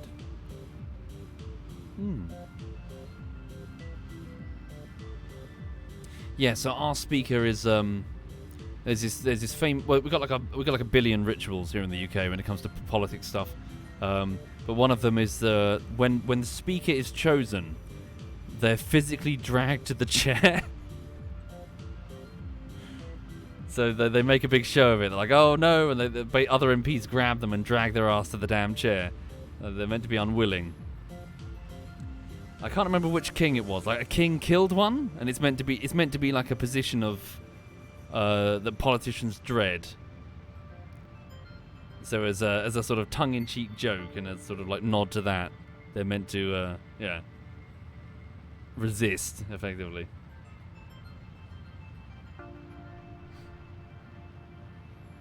Been watching The Crown, have you, Volt? Oh yeah. Oh yeah, that was it. He was the messenger, wasn't he? Was he like the messenger to the king? Because that was the prime minister was a position because the king at the time couldn't speak English.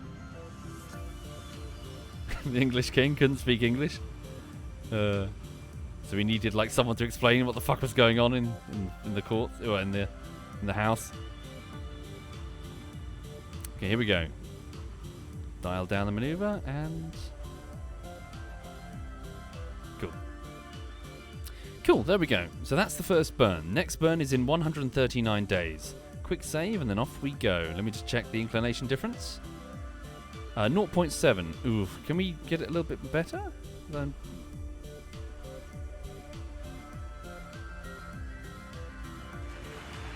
do a hard burn briefly. Actually, just fucking leave it. I'm gonna fuck everything up. Okay. Thank you, Titan. Thank you very much, Titan. There we go.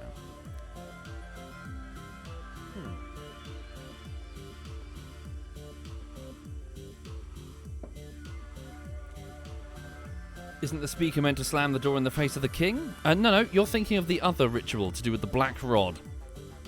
So on the opening of Parliament, the Queen does a speech, or the King now, I guess. And, so sits in the House of Lords with the throne, and then the Black Rod, so the representative of the monarchy, is meant to come and order the MPs into the room. And so ceremonially the MPs slam the door on the Black Rod's face, and the Black Rod has to knock and be invited in to symbolise the fact that the monarchy has no power over the government, and the MPs elected by the people. It's a symbolic figurehead only.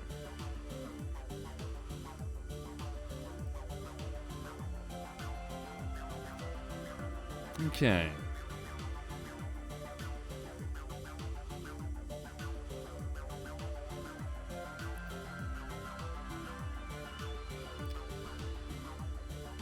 If the monarchy has no power, why still have it?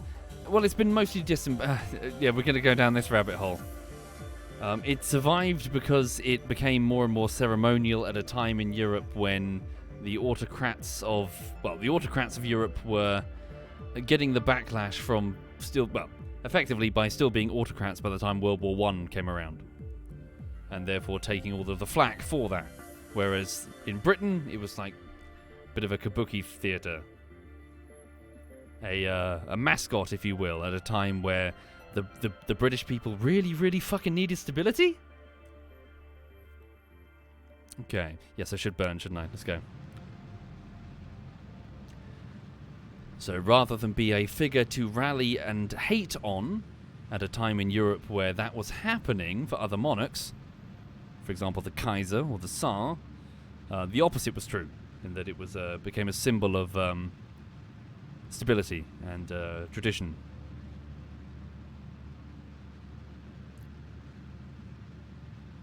Okay. Right, I need to get ready to jettison this, so these will just be empty fuel tanks, which will have no purpose but to be dead weight.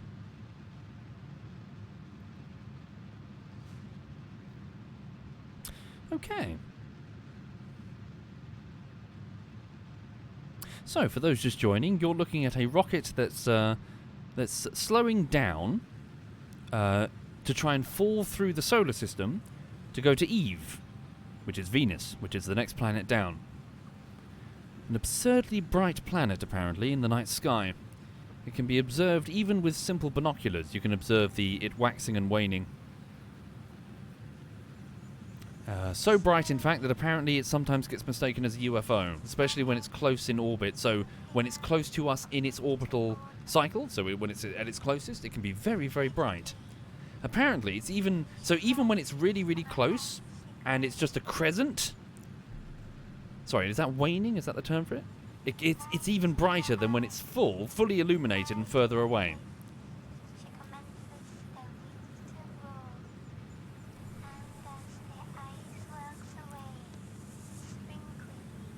Okay, get ready. Stand by to jettison.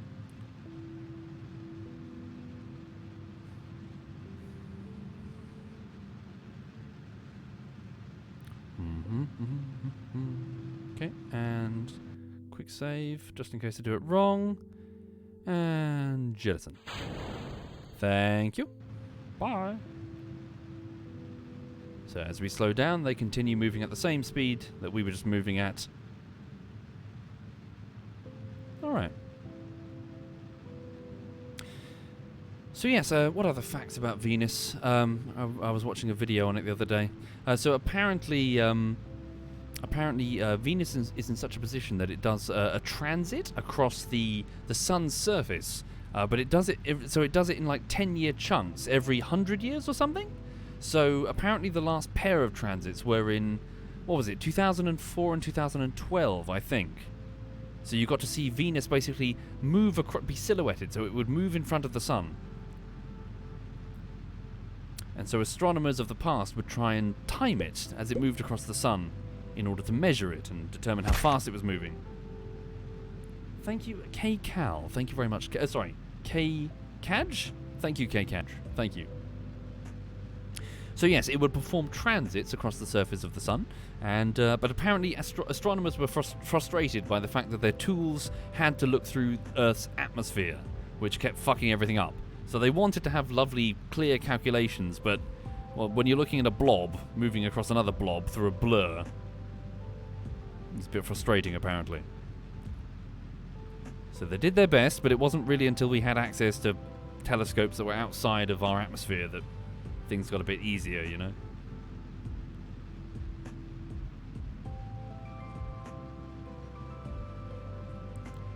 So apparently the next transits past the surface of Venus won't be until the surface of the sun won't be in like, what is it, 2117 or something?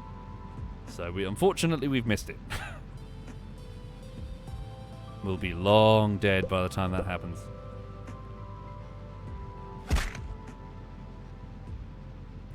So 2117 is roughly, I think, if I'm not mistaken, the estimated release date for Star Citizen.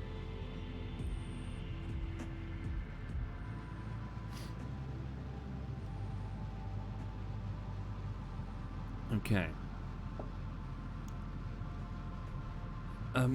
Thank you, Lord Bongo and Titan. I think I've missed someone. Thank you, Nervous. Okay. Not currently, Lord of Beef, no. Actually, sorry, no, that's not true. I think I do have the DLCs for, like, deploying... What is it? Deploying little things on the surface and shit? Okay.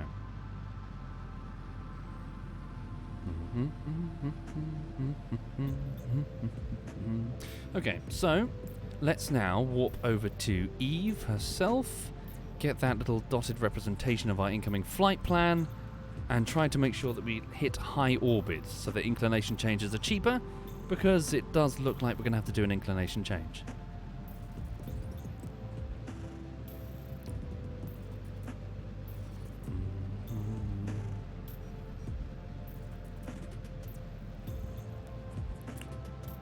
Ease up just gently now. Can we see the dotted line of our incoming trajectory? Hello, there we are. Sweet. Bonk. Okay, so what I'm going to do now is we will put a maneuvering node here in order to reduce our speed by, what is it, like 700 something? Look at that number down there. 400, 500. Ta-da! 700, high orbit. Okay, so if we stay in high orbit for a second. Whoa. And then I presume this is probably the ascending node. How much would it cost me, just as a rough estimate, to do that? To basically make it equatorial. It would cost me 48 delta V, because we're so fucking high. Sweet. Wonderful. Easy peasy, lemon squeezy. Quick save, and then let's warp to the next maneuver. So in 176 days, we will say hello to Eve. Again.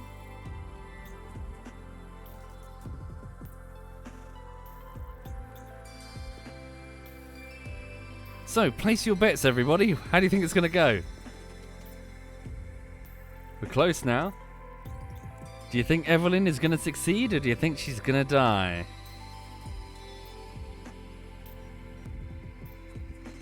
Here we go.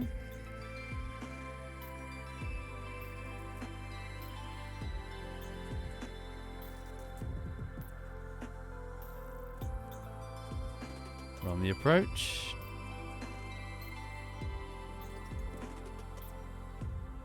Okay, there we are.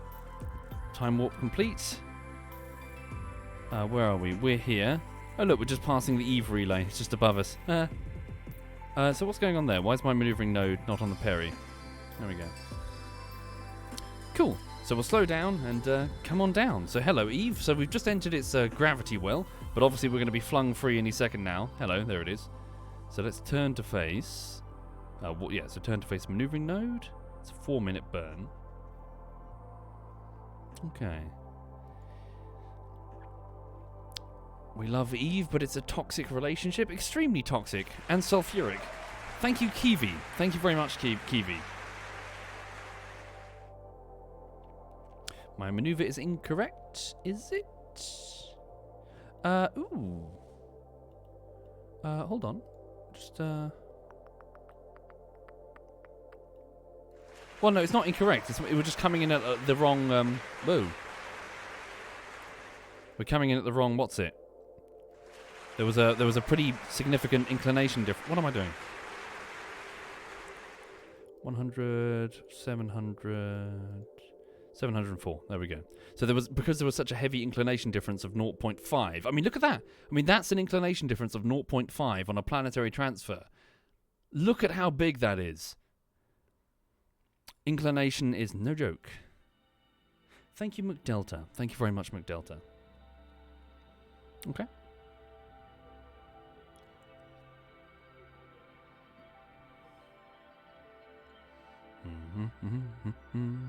And let's warp to 2 minutes from now.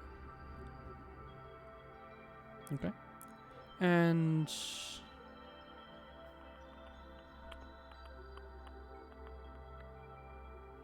get ready to initiate the burn. Let's go.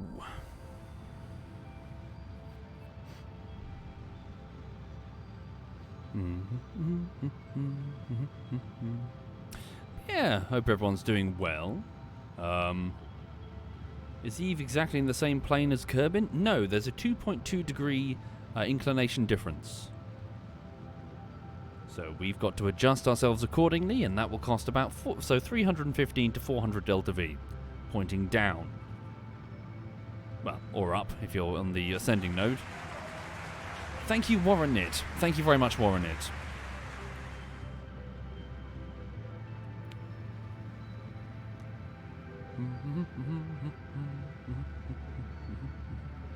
Is it possible to meet at the point where the inclinations overlap? I believe that's what the ascending and the descending nodes are they not? So the markers on the planetary transfer, where it's a case of get out of Kerbin's orbit and turn there.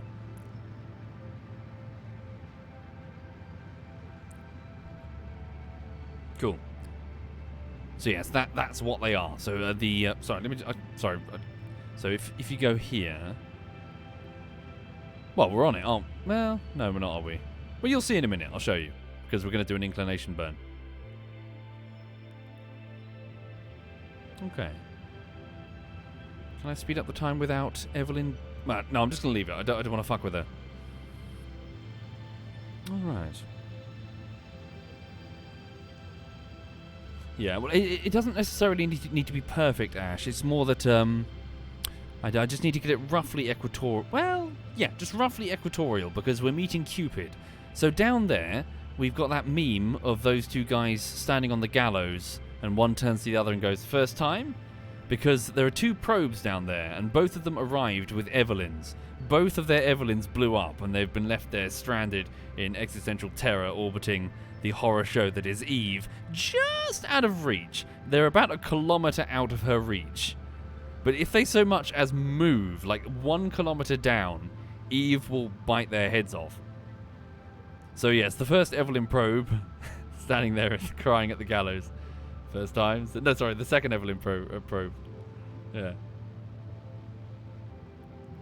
They're both identical and they're both stuck there. Although the second probe, we're hoping, will come and meet us. Why do you start the burn before you reach the actual marked maneuver? So, Theo, we don't have the ability to suddenly induce all of this acceleration in one moment. So I can't say increase the craft by 700 meters per second speed in like an instant. If I could, I would do it at the node. So instead we have to burn propellant over a certain amount of time. In this case, a 4-minute burn. So if we want to distribute that equally, we would do a 2-minute burn as we approach and a 2-minute burn on the opposite side. So we're sort of splitting the time across the two sides of the maneuver. When it comes to nerve engines, slow burning nerve engines like this, or even xenon engines, which are even slower, on a planetary scale, that's fine. Like, it doesn't matter. We're not going to smash into something right now. But if you're, like, landing on the moon or something, or doing, like, a really tight maneuver, yeah, that's really bad. A 4-minute, like a 2-minute burn on either side is like, oh god. You probably need something bigger that can accelerate faster. But right now, it's all fine. 2 minutes on either side is fine.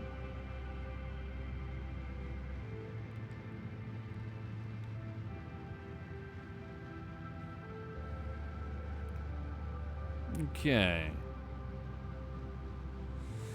Sweet. So when we got here last, folks, for the last 2 Evelyn probes, I didn't properly account... Well, I didn't give enough delta V for a... to level out, to basically go down to low orbit on both sides. Instead, I would go down to low orbit on a highly elliptical orbit and then aerobrake, and then basically bore the entire stream to tears for like an hour as we waited to slowly aerobrake because I was too much of a pussy to go anywhere near low atmosphere aerobraking on Eve. The good news, we're not doing that. We got enough delta V to go lower. So we're not going to be wasting the next hour circling.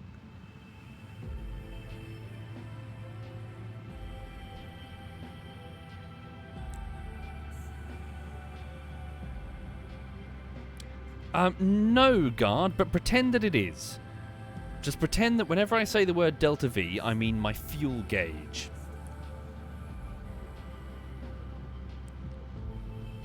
Okay.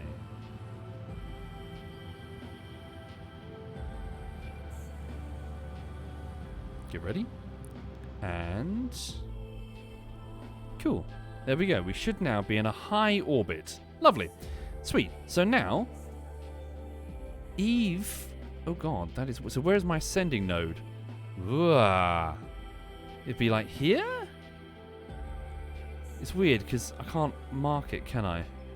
I need to have a target that's equatorially orbiting. Oh, Jesus Christ. Where's my ascending node right now? It's like here, I think? Sorry, I'm going down. It's my descending node. Oh, bloody hell. Wait, can I not target Cupid? Where's Cupid? Cupid, you're orbiting equatorially. Yeah, you're close enough. Target one of the two Cupids. Eve relay probe. Cupid MK. Set you as my target. Oh, good God. No, that can't be right. Is it right? 11 degrees? What happens if I did that? Whoops. I don't know. I get flung free. That's what happens. Okay. So Cupid tells me that's it. I don't trust you, Cupid. Are you sure? Okay, no, maybe they're right. Is Gilly's orbit... I think Gilly's highly weird orbit is... it's making me melt brain. Okay, it's fine. It's fine. Okay. So what's that? That's fucking nothing. Right. I'm tired. It's been a long day. Sorry. Okay. Don't know why I keep zooming the craft out all the way over here. It's weird. No worries, guard. I'll try to explain it as I go. Sorry. Okay, so let's go. So 2 days until this maneuver. So we're slowly orbiting at very high orbit. Now, though, I'm just going to try and make my orbit, the blue line, less of a horror show. By doing... wait, what? That's the ascending node now. Fuck it, just do it. I've already quick saved. Hang on. Yeah, that's the wrong node. What am I doing right now? Cancel that. Ascending node. Yeah. Add maneuver. Am I drunk? I think I'm drunk.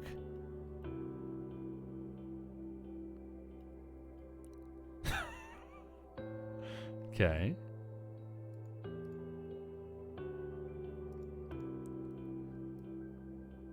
Oh god, what have I done? I've definitely got Cupid targeted, right?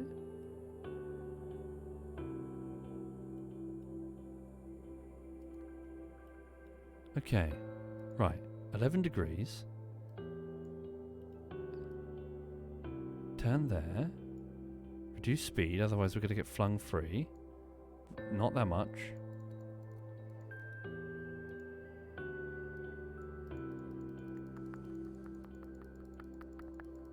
Okay.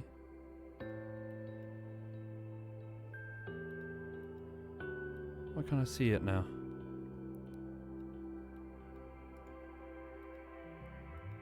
When I right click it's not showing it. Go to orbital advanced stats here. Oh, inclination. 4 point. There we go. 0.6. That's good enough. Okay. 89 delta V. It's fine. We've got loads. Weird. I don't know what's going on. It's confusing the shit out of me. Okay. Let's warp there.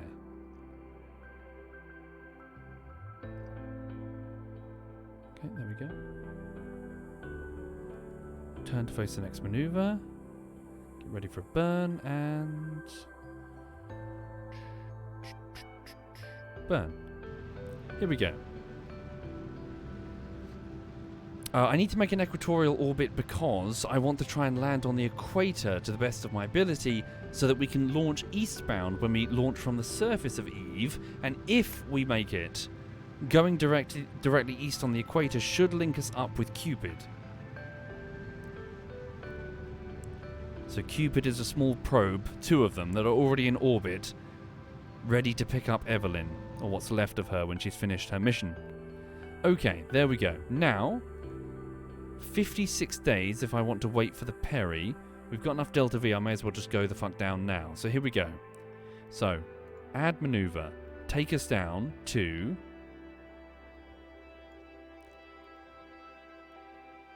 Take us down where? Do a couple of burns. Do one burn to get us down there. Yeah, do a quick burn. So, maneuver.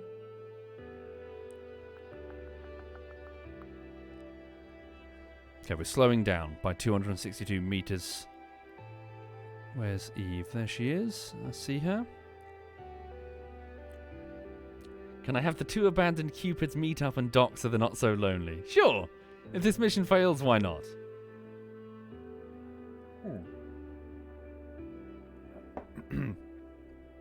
Right.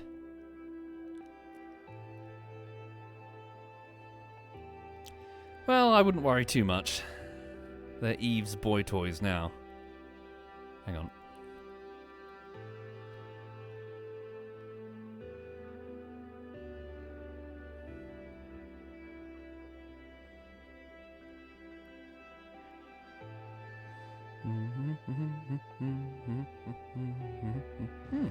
Slowing down.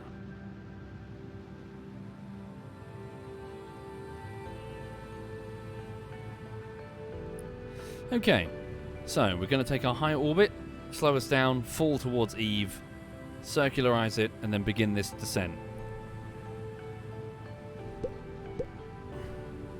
Thank you, Tim Sharkman. Thank you very much, Tim Sharkman. Thank you kindly. Take care, Nadcat. Have a good one. Sleep well.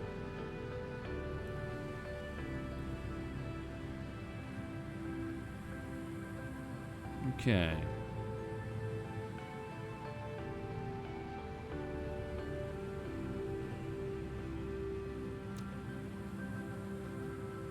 Right, so nearly done.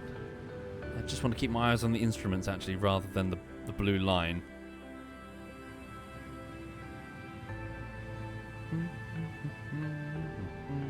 So 90 kilometers is the start of the atmosphere. Thank you, Lord Bowham. Thank you very much, Lord Bowham. Thank you, Nelson, and welcome indeed.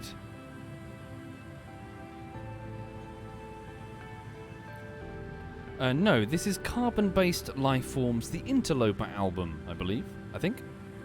They're very, very good. I do recommend. Okay, I'm going to keep burning on purpose. Keep going. Okay, careful now.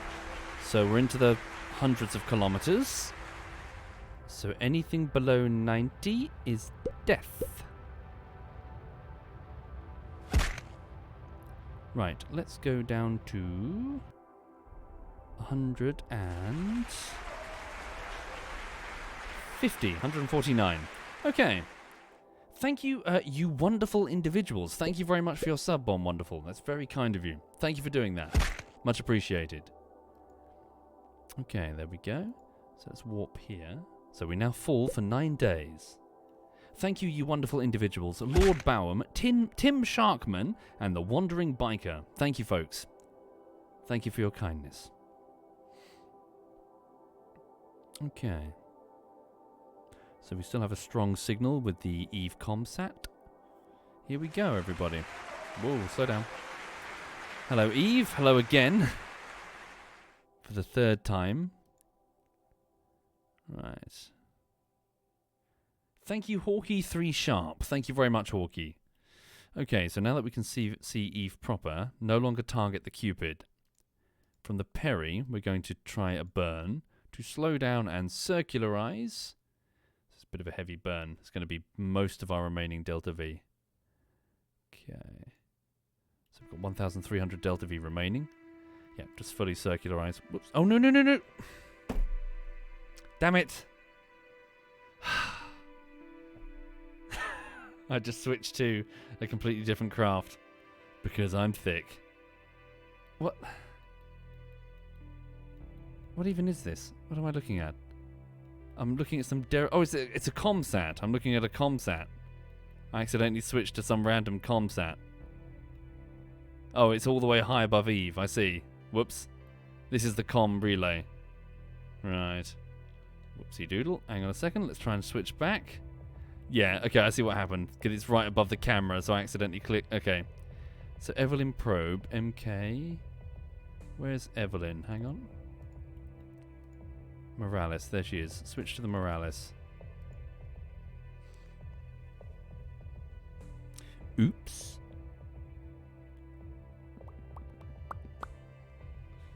So, for those joining the stream, this is the third attempt to enter Eve's atmosphere with a very, very heavy vessel. Although she's lost weight, hang on. So this vessel is no longer 101 tons, it's now 50 tons. I've now shrinked, well, I've tried to reduce unnecessary weight. Okay, so here we go. So warp to next maneuver here. Alright. We're still safe.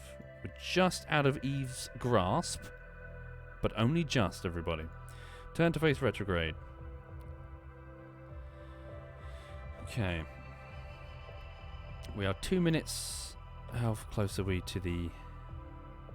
May as well start burn now, frankly. I'm still using nerves. Yeah, good, thank you, Nelson. Busy. My brain is a bit frazzled. I've been trying to... so I've got this video essay for a game called The Forest, and parts 20 to 24 are all... sorry. It's 24 parts in size, and I've done parts 1 through 19. I'm just trying to... refine the script that I haven't yet recorded for 20 to 24. Pretty sure I did it today, so I spent the last couple of days on it. Okay. So we're now slowing down. We're trying to reduce our orbit, bringing it all the way down. Okay, and then we enter... Then we enter the gravity well. Well, we enter the atmosphere.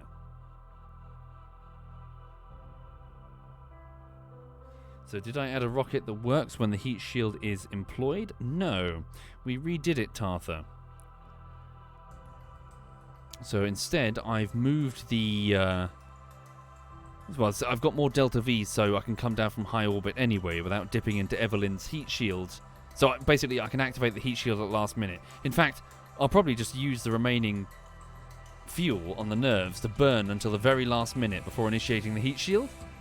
Come in as not steep, but slow us down as much as I can. Chasing the lion, I completely redesigned the core of the craft.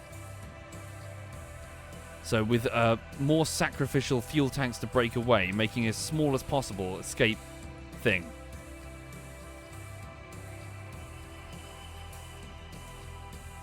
But again, I don't know if it's going to work. It might fail. And if it fails, then we'll record why and try again.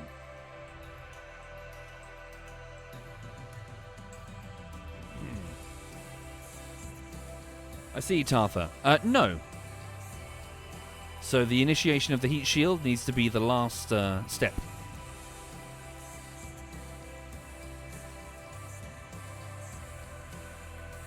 Okay.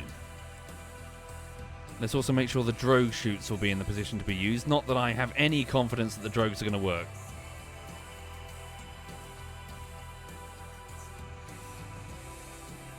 Okay.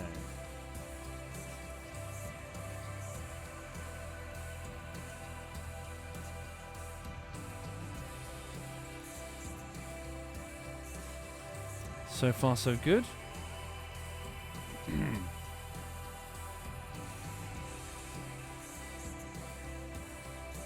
So we'll try to aim on the mostly ocean side. Thank you, Craftier. Thank you very much, Craftier. Do you reckon, Sip? Yeah. Hi there, Chinny. Hi there indeed, Chinny. I hope you're okay. Welcome to Eve.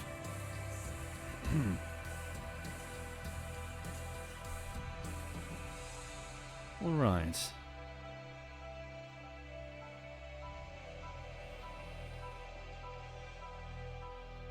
So far, so good. Don't want to speed up time because I don't want to push it.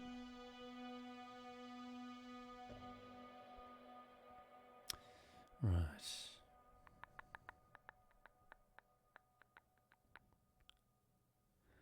So we're travelling at 3,680 meters per second. Just trying to get as close to the atmosphere as possible before I take the final steps to enter.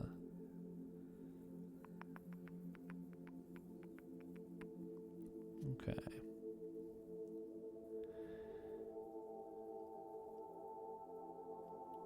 Eve is pretty beautiful.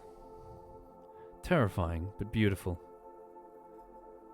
She's got this beautiful, like, you know, purple sunset stuff going on the surface. Okay. So for those who didn't see it, the prior probes that I launched, prior versions of Evelyn, managed to enter the atmosphere just fine, but then they subsequently basically tipped over and exploded when they reached roughly, what is it, 48 kilometers, 50 kilometers? So the atmosphere is 90 kilometers. So they got far, but then they eventually flipped over and exploded. So we're going to see how this one goes. Its center of mass is much, much lower compared to the others, and it's not as tall.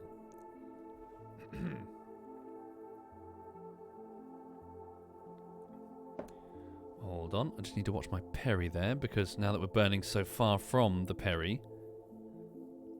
Okay, let me just cut the engine. We'll do it, yeah, we'll just wrap around again. Quick save. So double click on Eve, just go here. So 36 minutes now, because we're so low in orbit. It doesn't take us days to sail all the way up and then come down again. There's Cupid. Where's the other Cupid? Do you reckon Eve ate it?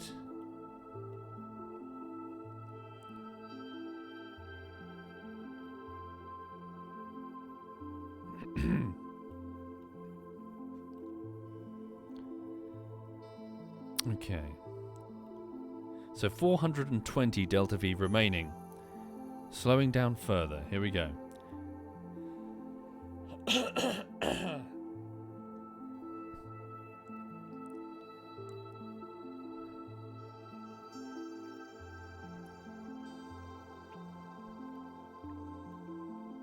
Now I need to be very careful.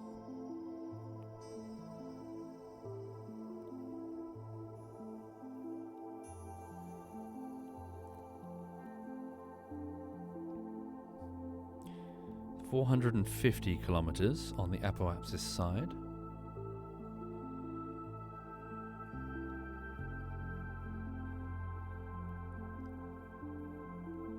So we're creeping lower. I've only got 260 Delta V remaining, so what is my plan? Let me cut engines for a second, quick save. I'm going to make sure that my Perry is very close to entering. So let's add a maneuver here. Maneuvering, yeah, so reduce speed until the periapsis on this side is what? 96? Maybe a little bit more, just so I can, yeah, so just out of the atmosphere, but only just. Look at that laser. Okay, so that's 28, yeah, and then the rest I'll spend on getting as low as I can. Okay, so turn to face maneuver, warp to next maneuver. Whee, 16 minutes.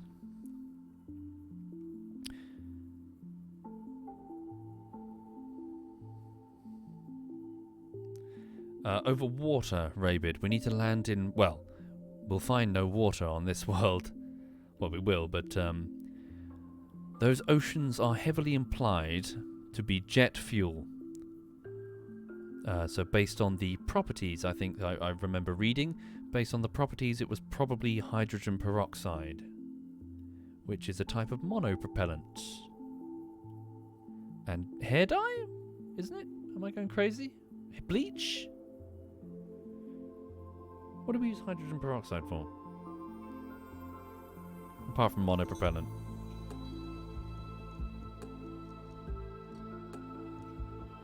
Hang on.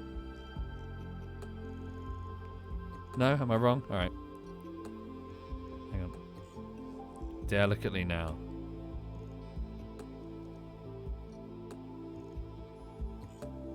Okay, stop. Okay, so that's just out of the atmosphere by 1 kilometer. Okay, so now I can utilize the monopropellant to bring us down. So, what I'm actually going to do is I'm going to go all the way to the Perry. So burn all remaining. So 203 delta V, burn all remaining. So warp here. Here we go. Oh, really? You clean wounds with it? Huh? Cool. It reacts really neatly with blood. Yeah? Ooh.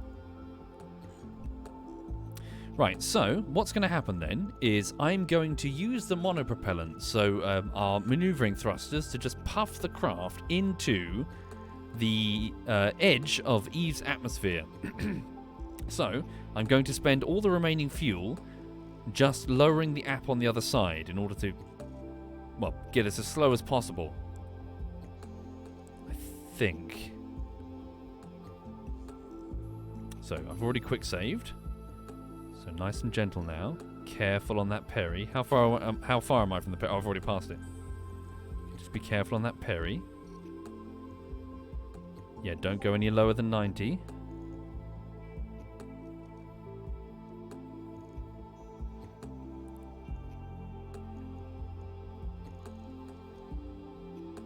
Okay. Cut. Let's come around again. Warp. Here. Let's go. What's going on? Warp stopped. Is there a transfer window that I don't know about? Negative. Everything's fine. What's the problem? Warp here. 25 minutes. There we go.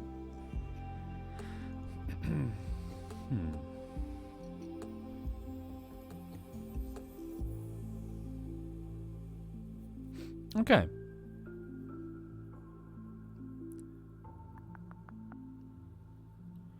Here we go.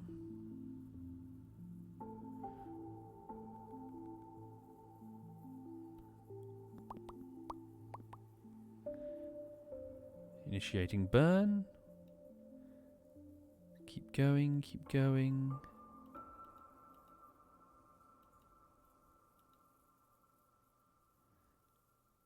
Just be careful.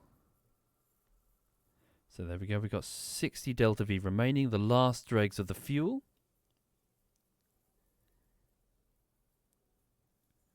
Okay, get ready. The apoapsis is nearly also touching the atmosphere. Okay, whoa, my Perry just touched the atmosphere. Are we going to be okay? Think so.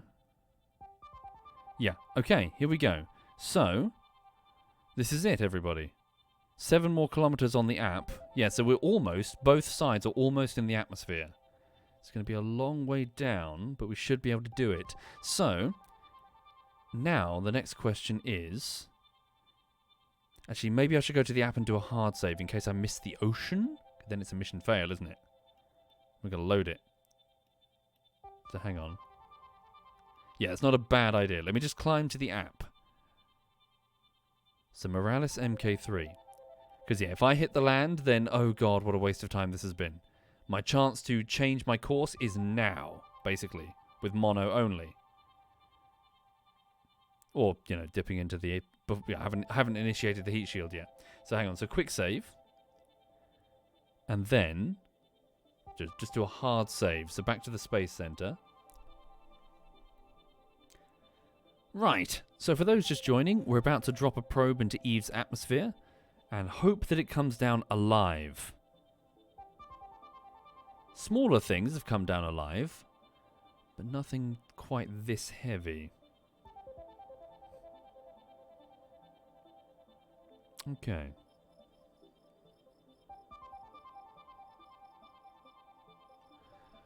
Right, quick save. Sorry, proper save. So Eve Terminal 3. Okay, and then back to the tracking station I go.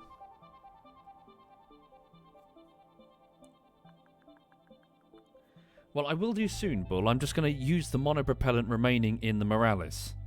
And then send Morales on its way in. There we go.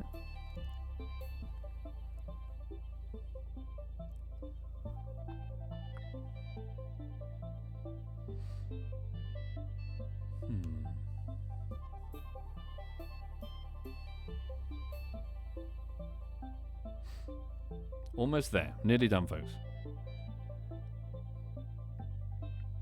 Thank you, Gus, and welcome indeed, Gus. Hi there, indeed. Okay. So, this is my chance to change my mind. So let's have a look. Where do you think we'll be going in? So we'll touch the Perry. Okay, so that's a lot of ocean. That's a lot of ocean. I think we'll be okay. So I'm going to call it. So here we go. Turn retrograde or prograde, it does not matter. Just give me something. Right, here we go. Initiating monopropellant. Perry is now in Eve's atmosphere. So let's take us down. Take us down to like 70 something if we can. Then open the heat shield and then hope that Eve treats us well. Okay, 87, keep burning. Got lots of mono.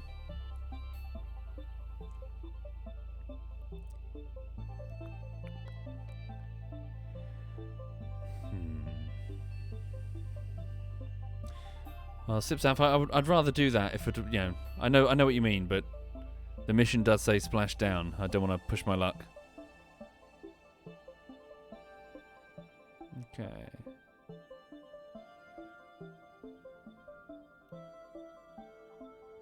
Stand by, keep going, we're on 83. We're falling, we're soon to touch the atmosphere.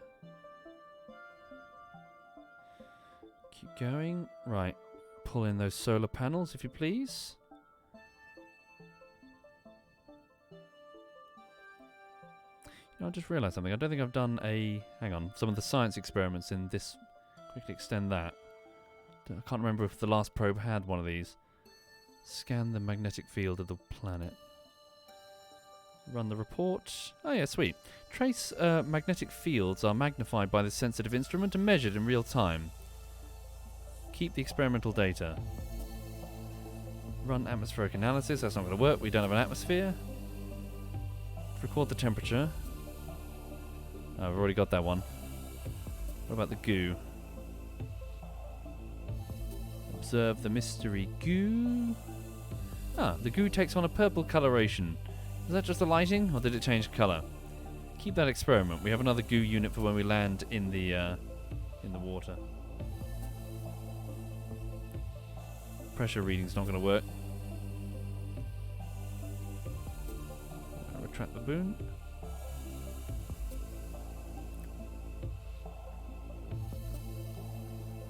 Any other experiments that I can run?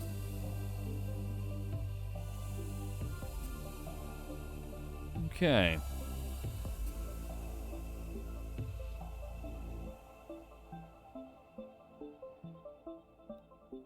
Did I call it water? Yeah, sorry, I meant explodium. Gravity scan. Don't we have to... Seismic accelerometer, gravioli detector. Ah, okay. From space above Eve's lowlands. Ah, sweet. Thank you. Thank you, Rahuma. Thank you very much, Rahuma. Alright, there we go. So, 76.5. Let's call it there. There we go. So, let's quick save. Right. Let's try that then. Thank you very much, Morales.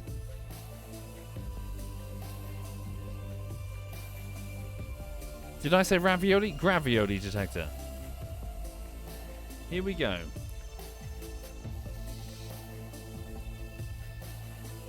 Thank you very much. Control from here. Wait. Oh, I want to detach the whole damn array, don't I? Here we go.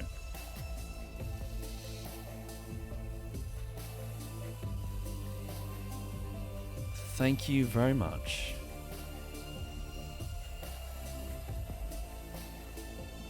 Here we go. We're about to touch Eve's atmosphere. Thank you, Z-Man. Thank you very much, Z-Man. We ready? Why is that sitting there? Just, yeah, it's just floating there. Okay, inflate the heat shield. Here we go.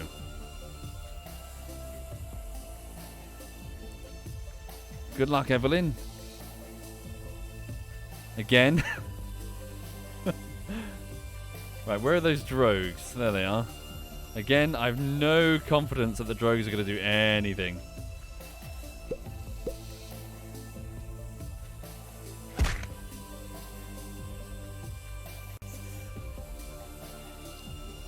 Alright.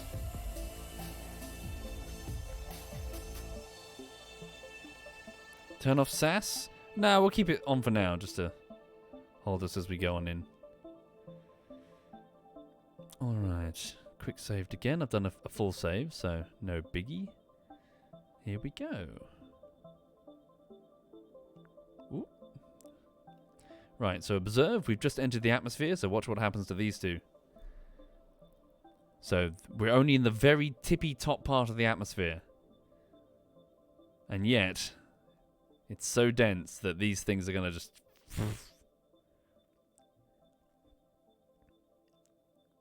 Okay.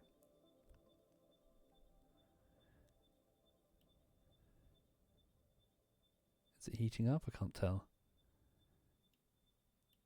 They're already slowing down through drag. We're going to get a...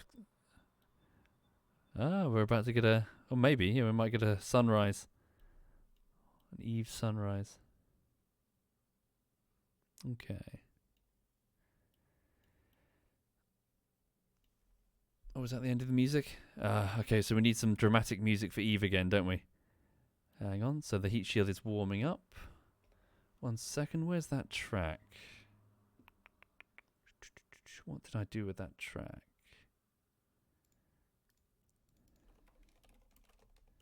From before.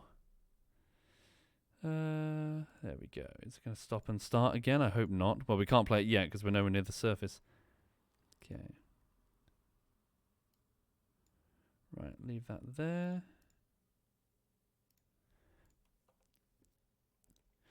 Right, okay then.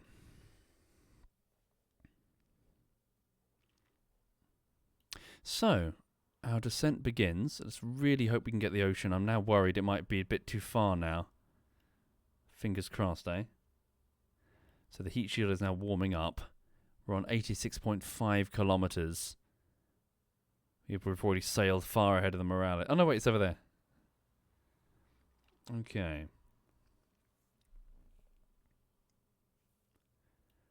85 kilometers and falling. The heat shield is properly warming up now. Let's see what happens, eh? How far to the Perry? So we're still about 6 minutes from the Perry. So we've still got some time. Right. Can I speed it up just a little bit as we fall? You can see it. Yeah, you can see the hull of the Morales heating up over there. Okay. Here we go. My Perry. So my apoapsis is dropping fast.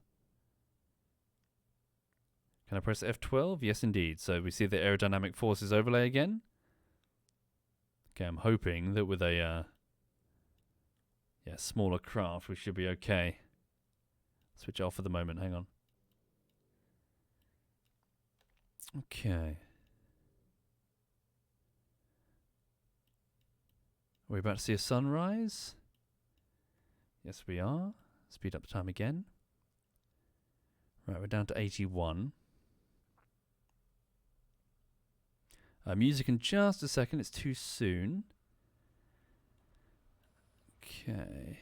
There we go. It's coming in hard. Right, so let's get that music on then. Right. Fingers crossed. Good luck, Evelyn. If Eve had a soundtrack, this would probably be it.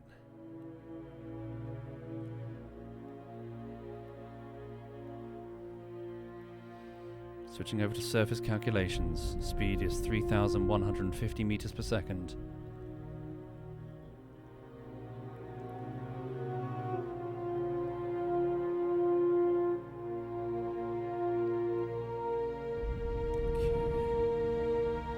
turn it down a bit, sorry.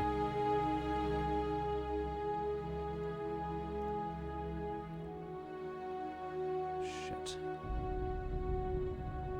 Periapsis is dropping fast. We're 9 minutes from the lowest point of orbit. Atmospheric compression is now heating up massively.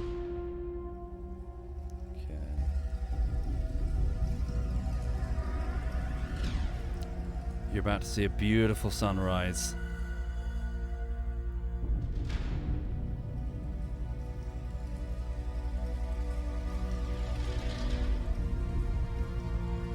Let's hope Evelyn lives to see the other side of it, eh?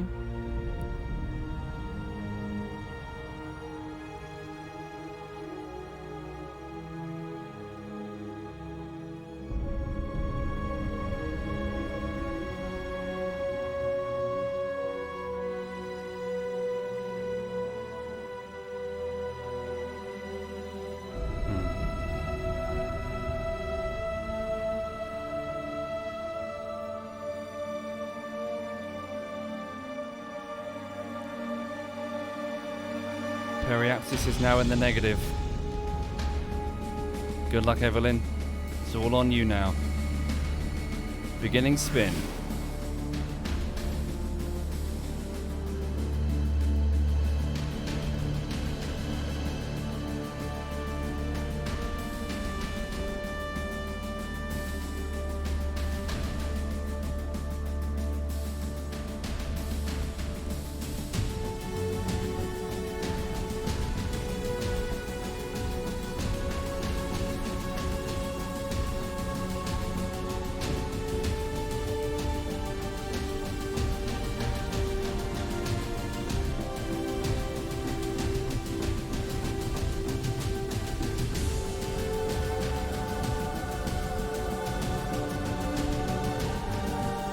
Come on, Evelyn. Shit, we're getting knocked around.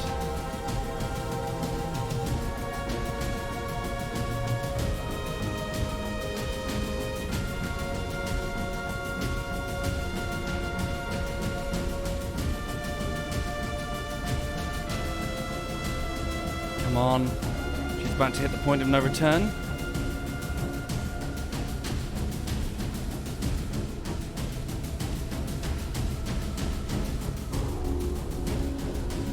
Don't flip, don't flip. Come on, don't flip.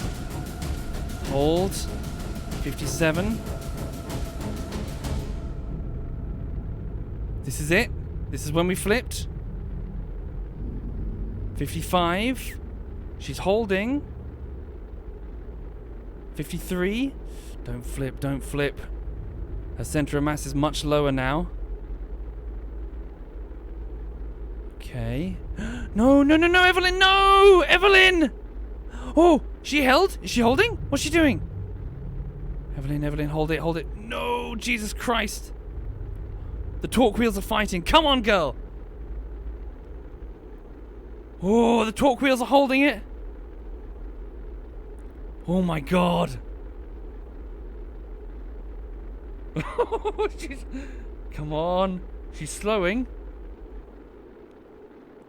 Can I initiate the drogues?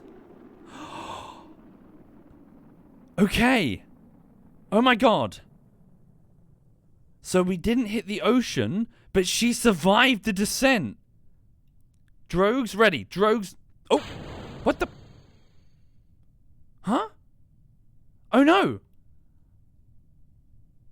He says too soon. What the fuck just happened? I went to initiate the drogues. Something went horribly wrong. What happened there? Okay. Check the staging? Yeah, I'm gonna load it. Hang on. So where did I load? Do you think we can push with mono... Did I save? Okay, hang on. No, we can do this. Evelyn can do this. She can do this. We can do this. Oh my God. Oh, okay. Right, so I'm already in my descent. So hang on. No. We can do this. We can fucking do this. We can do this. Exciting. Okay, hang on. Terminal. Show me. Yeah.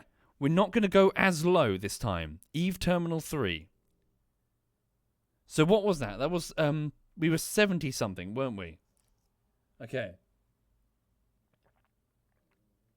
No, the chutes just went, not red anymore. Okay.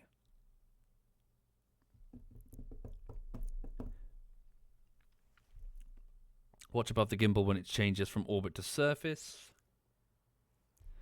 Well, I'll keep it surface the whole time. Okay, hang on. We can do this. We can really do this. Let's get some different music on. Hang on. Let's go with Derelict. That's good. Hang on. A bit too loud. Okay. That was fun though, wasn't it? Holy shit. We can do it though. We can do this. She can land.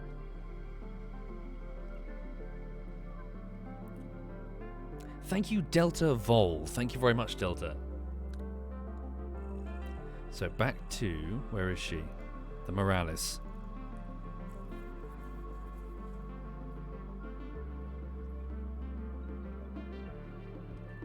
So, should I...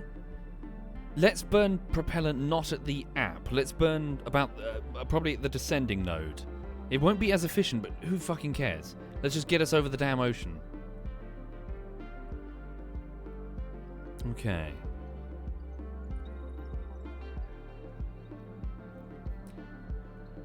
Alright.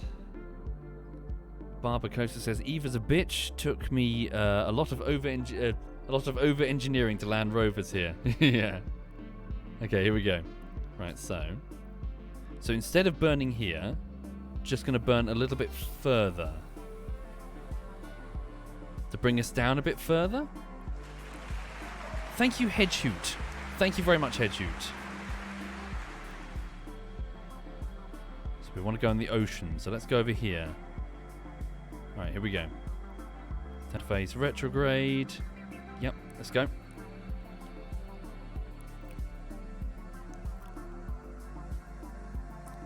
Right, so...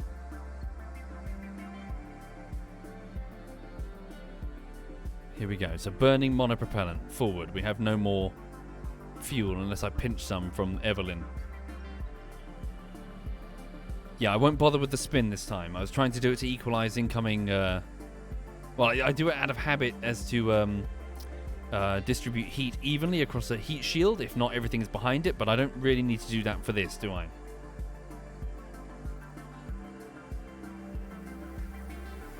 Okay. We can do it, Bobhead. We can do it. Yeah, I thought the staging looked good too, because you saw me do it. I moved the drogues. Oh, hang on. No. When did I do that? We'll double check. You know what? Fuck it. I'm not touching the drogues. I'm not fucking touching it.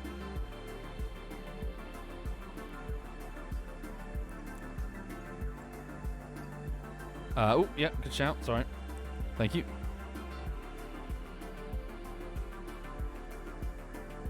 Arm them in space? Well, didn't they rip my craft apart?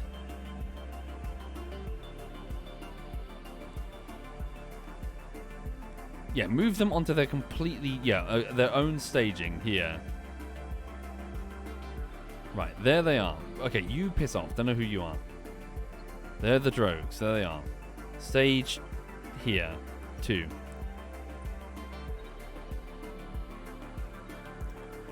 So maybe something snuck in accidentally. Whatever it could be. Oh, shit, the experiments. Quickly record the... Have a look at some goo. Yep, that's goo. Extend the magnometer monitor thingy. What's it, doodad? Was there really Pepper? Was I just blind? Okay. So keep experiment on the boon and retract.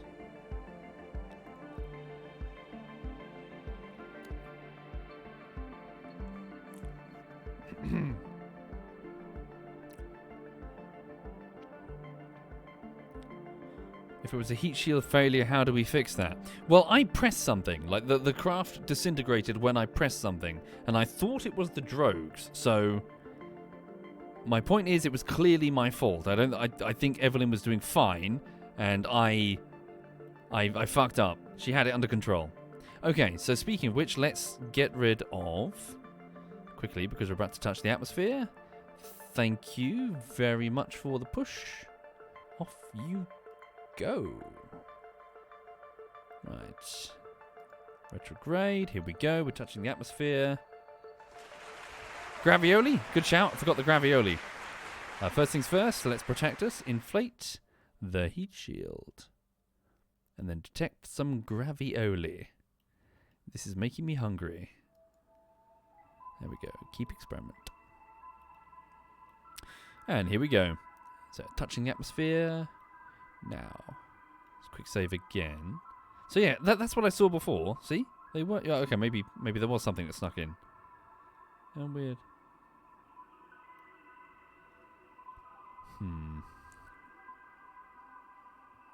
Indeed, hydrated. I've got no, again. I didn't add those drogues because I thought they would work. Really, just was throwing shit at the wall to see what was going to stick. Thank you, Jzudum P. Thank you very much, Jzudum. Well, we've already done the dramatic music. It's cool though, isn't it? Sadly, I discovered that composer passed away. So he was the composer for... what was that? I think it was that game... Well, I can't remember its name. It's like this multiple choice adventure game where a guy yells Sean a lot because he bugs out and he just starts yelling, Sean! Sean! You know the one? Heavy Rain, that was it. It was the composer that did Heavy Rain. That gentleman, he passed away, sadly. Canadian.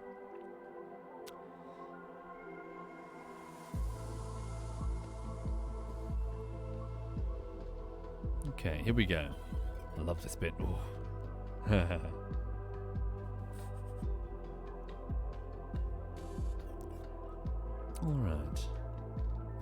There goes the Morales.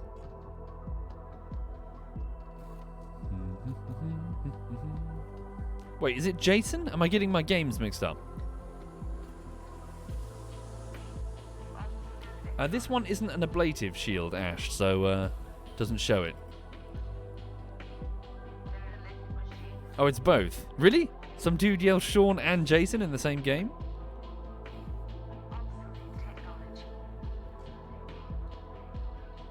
Oh, it's the same dude.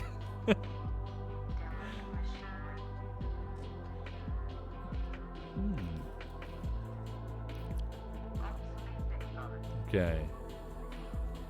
Anyway, if you're just joining the stream, welcome. So you're looking at a craft that's falling through the upper atmosphere of Venus, known as Eve in the game. The atmosphere is 5 times the density of Kerbin's. It is very thick and choking, well, it's incredibly toxic, mostly carbon dioxide, isn't it? And we are falling through it. That vessel was our tug that pushed this nose cone here. And I'm hoping to splash this nose cone down in the ocean if she survives the descent. A big if. The last 2 probes of similar designs exploded. Well, they caught fire and then they tumbled over. They tumbled over, caught fire, disintegrated and exploded, and then fell into an ocean full of jet fuel. So I'm confident that we can do this. Hello, right.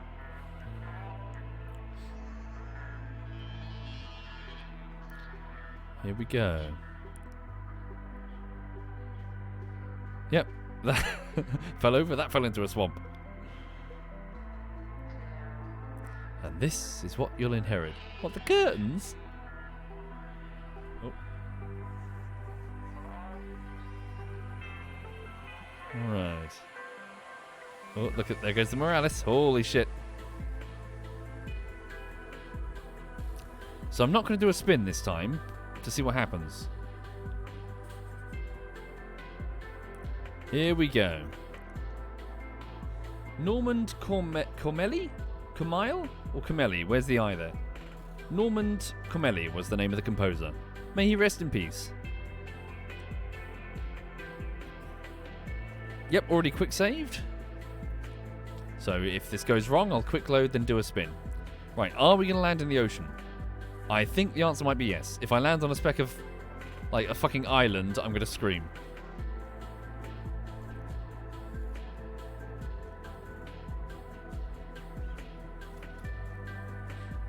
Okay.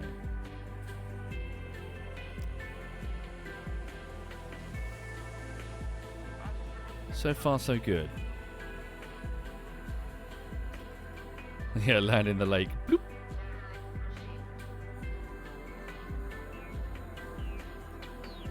So yes, if you haven't played Kerbal Space Program, I highly recommend it. It's extremely cool.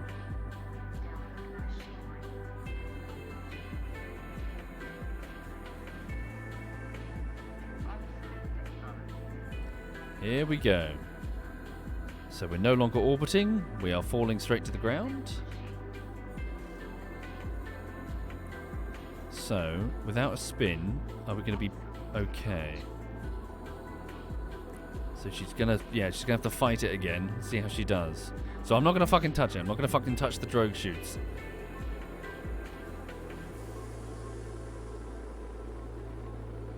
And up here, those are the normal chutes.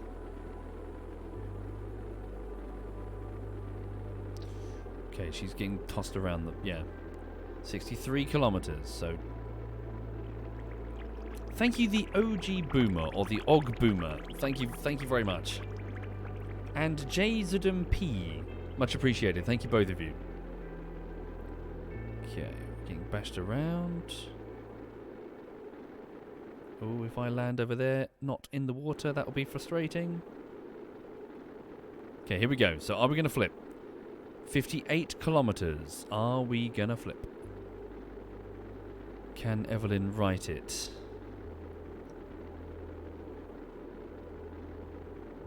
.55, so get ready. Here we go. Oh, fight it, Evelyn, fight it. The torque wheels are fighting. Oh, it's crazy. So she's not as long anymore, so no longer is that nose cone dragging in the wind. She's slowing. Come on, you can do it. Oh, she's really fighting. Come on. Oh dear. SAS disengage? Oh, that's the Morales. It's not us. We're fine. She's doing it. She's doing it. Come on, Evelyn. Come on, Evelyn. Come on, Evelyn. She's doing it. She's slowing. Okay, 1,000 meters per second. Oh, yeah. Over the ocean. Is it a splash? It's a splash. Get in there. She survived. She's alive. Holy shit. She's alive. Oh my god. Okay. So the atmosphere is... look at that. I mean, we're not even anywhere near fucking... I can... so, I've quick saved. If I initiate the drogue chutes, do we fucking explode? Look at that. See? It's clearly... No, I'm not fucking touching them. I'm leaving them alone. Let's move the parachutes all the way down, and then get ready to jettison the inflatable heat shield, which is there, okay?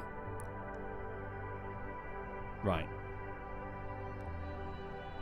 So that is correct. There's nothing wrong with that staging. Drogue, main chute, ditch that heat shield before we sit on it in the water, and then we rest on the engines. Okay.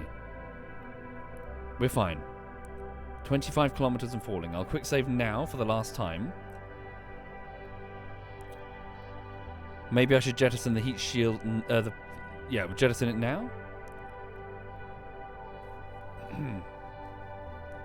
No, we'll do the chutes first. Yeah. Okay, fuck it. I've already quick saved it. Here we go. So I'm hitting the drogues. Will we explode? No, we do not. So there are the drogues. Thank you, Cold Compot. Thank you very much, Cold. An Ice Cream Witch. Thank you both of you. Oh my god. Okay. Holy shit. Okay. Thank you, Drothy. Thank you very much, Drothy. Oh yeah, what's gone on here? Okay. What the fuck has happened there? Hang on. What? Oh, those are my main chutes. What? Those aren't the drogues.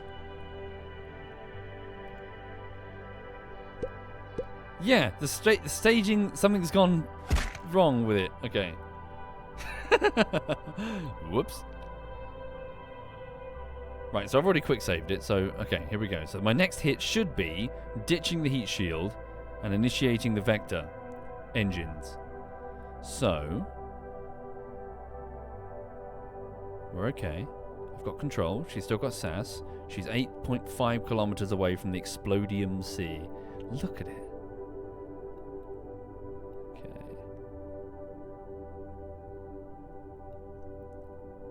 Right. Increase the chute height. What for the drogues? Minimum pressure, altitude, 5,000 for the drogues. Yeah. Okay, here we go. So I'm going to initiate them now. Or they should initiate themselves, surely, if they've been triggered. Evidently not. Here I go. Oh, see? Ooh. What happened? Are they just bugged out? Weird. Okay. Not a problem. Oh no. What if the... I think I know. What if the heat shield is stuck inside the engines? Okay, hold on. I know what I'm doing. So, what might be happening is that the heat shield, when it's detached, it might be flying up and smashing into the engines. So what I'm going to do is I'm going to wait until the chutes are fully unfurled. So we're going to do that again. 5,000, yeah. Unfurl there. And that will slow us down a lot. And that's when I deploy this. Okay. Can I manually deploy the drogues? Yes, I can. But at least I can deploy the main chutes. So that's... The drogues are just superfluous. Yeah, I don't know what's gone on with the staging. It's a bit weird. Why not land with the shield? We could, but I haven't tested its water properties. It's, we tested this, the rockets. Okay.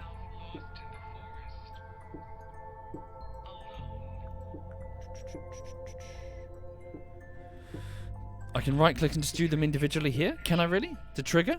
Without the space? Yeah? I'll give that a welly then. So let's start with the drogues. Right-click. Deploy all of them. Here we go. Okay. One drogue. Well, he's trying his best.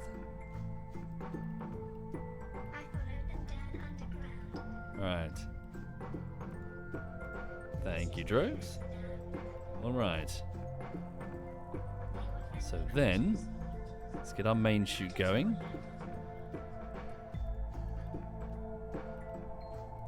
Right. So I'm going to wait until they unfurl on 5k, just slow us all the way down, and that's when I'm going to release that, but I'm going to release it from, so not from, the huge explosive bolt motherfucker. Oh! Uh-oh. Did I move them down too low so they're actually attached to the engine plate? I really hope not, otherwise I'm screwed. Because I did shimmy them down after the fact, didn't I? To get them as close as possible. They were attached to this.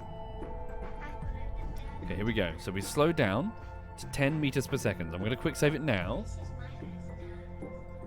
Okay.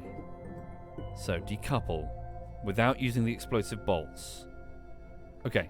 So it's not, so the problem is not the heat shield. Can these be utilized without the plate? Okay. Stand by. So decouple this. Now. Okay. Ooh. We're fine. We're fine. We're fine. Okay. We're fine. We're so fine right now. Oh my god. This went so much better than I thought. Okay. Oh my god, everyone.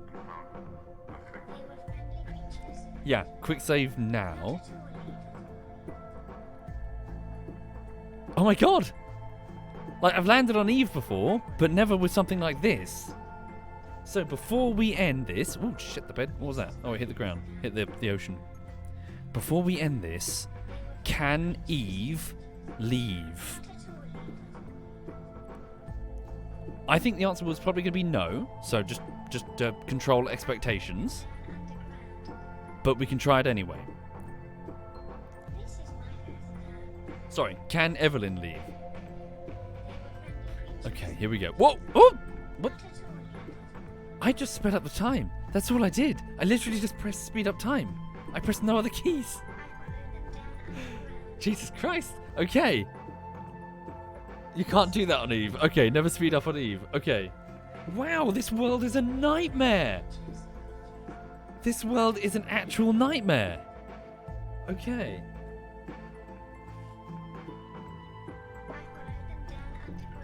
Bloody hell. Bloody hell. I just loaded it.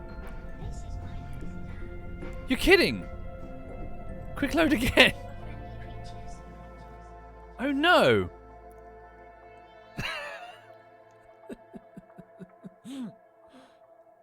Try that again. Thank you, Max Impact. Okay. Don't break, don't break, don't break, don't break, don't break. Woo! Just the act of quick loading it. Can I go back to the previous quick save or not?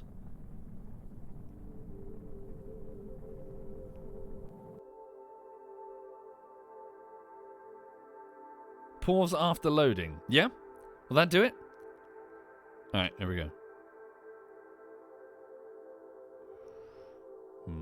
Still sped up. Is it? You sure? I'll do both. Speed down. Right. Freeze.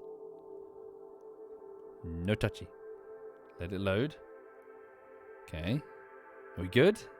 Eve? Are we good?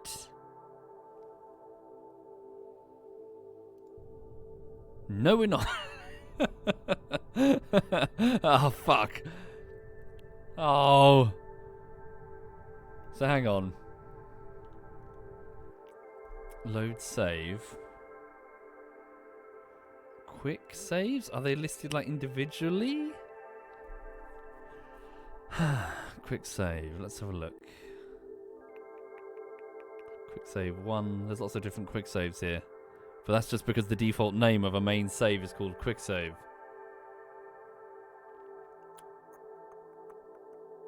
Hang on. What's the in-game, like, time? Hang on.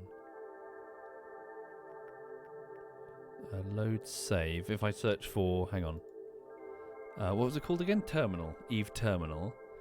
So, I'm looking for... 77370. 77370. 77370. 1 second. 77370.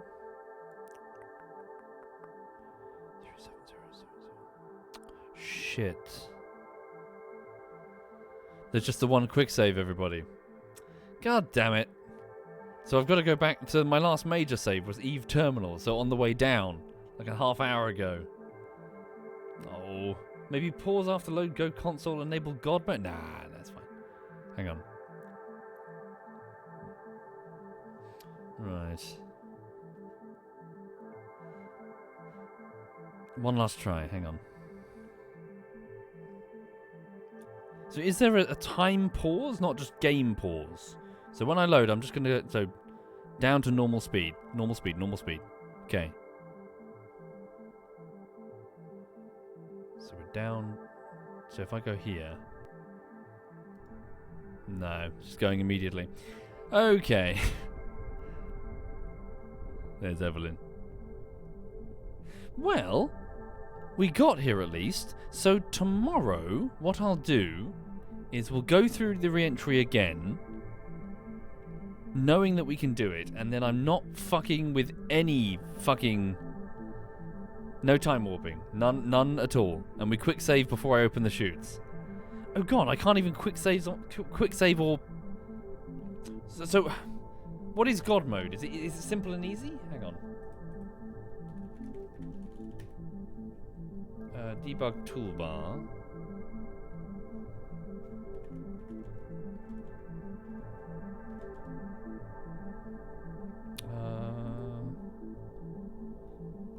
Alt F... Really? That simple? Hang on. Let's have a look. Big menu with very few clicks. Let's have a look. Alt F12.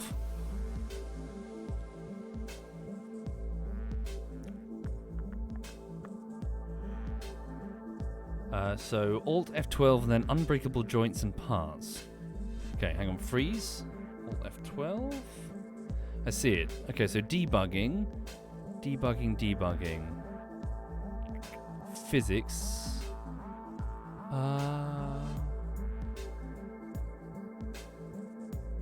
Unbreakable joints. Where can one find it?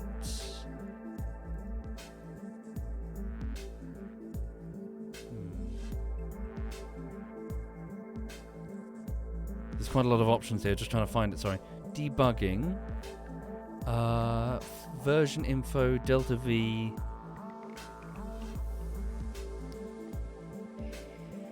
Thank you, satisfied. Thank you very much. Ignore. Unbreakable joints. Let's switch that on. Okay. No crash damage. Switch that on for the moment. Okay. And don't touch anything else. Okay. Try that then. So, let's see what happens now then, shall we? So, not touching anything. Oh, bloody hell! What the fuck just happened? Okay.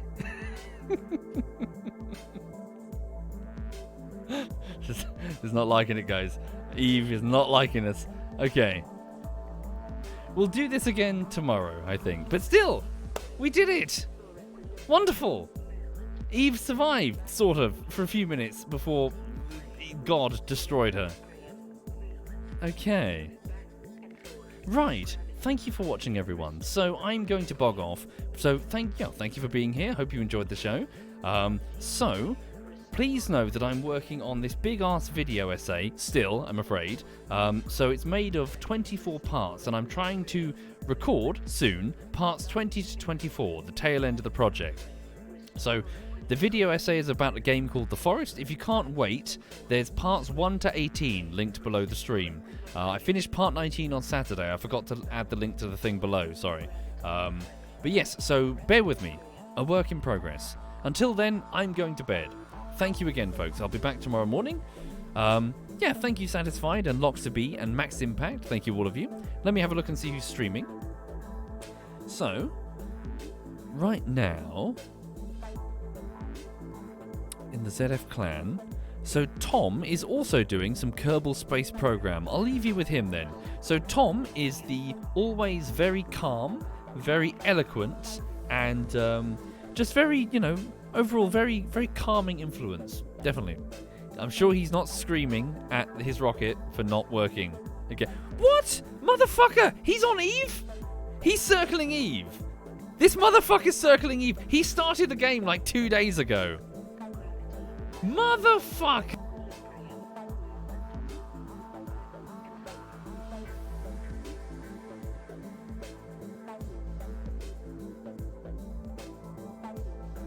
We now see each other. I will perform the maneuver at the next parry.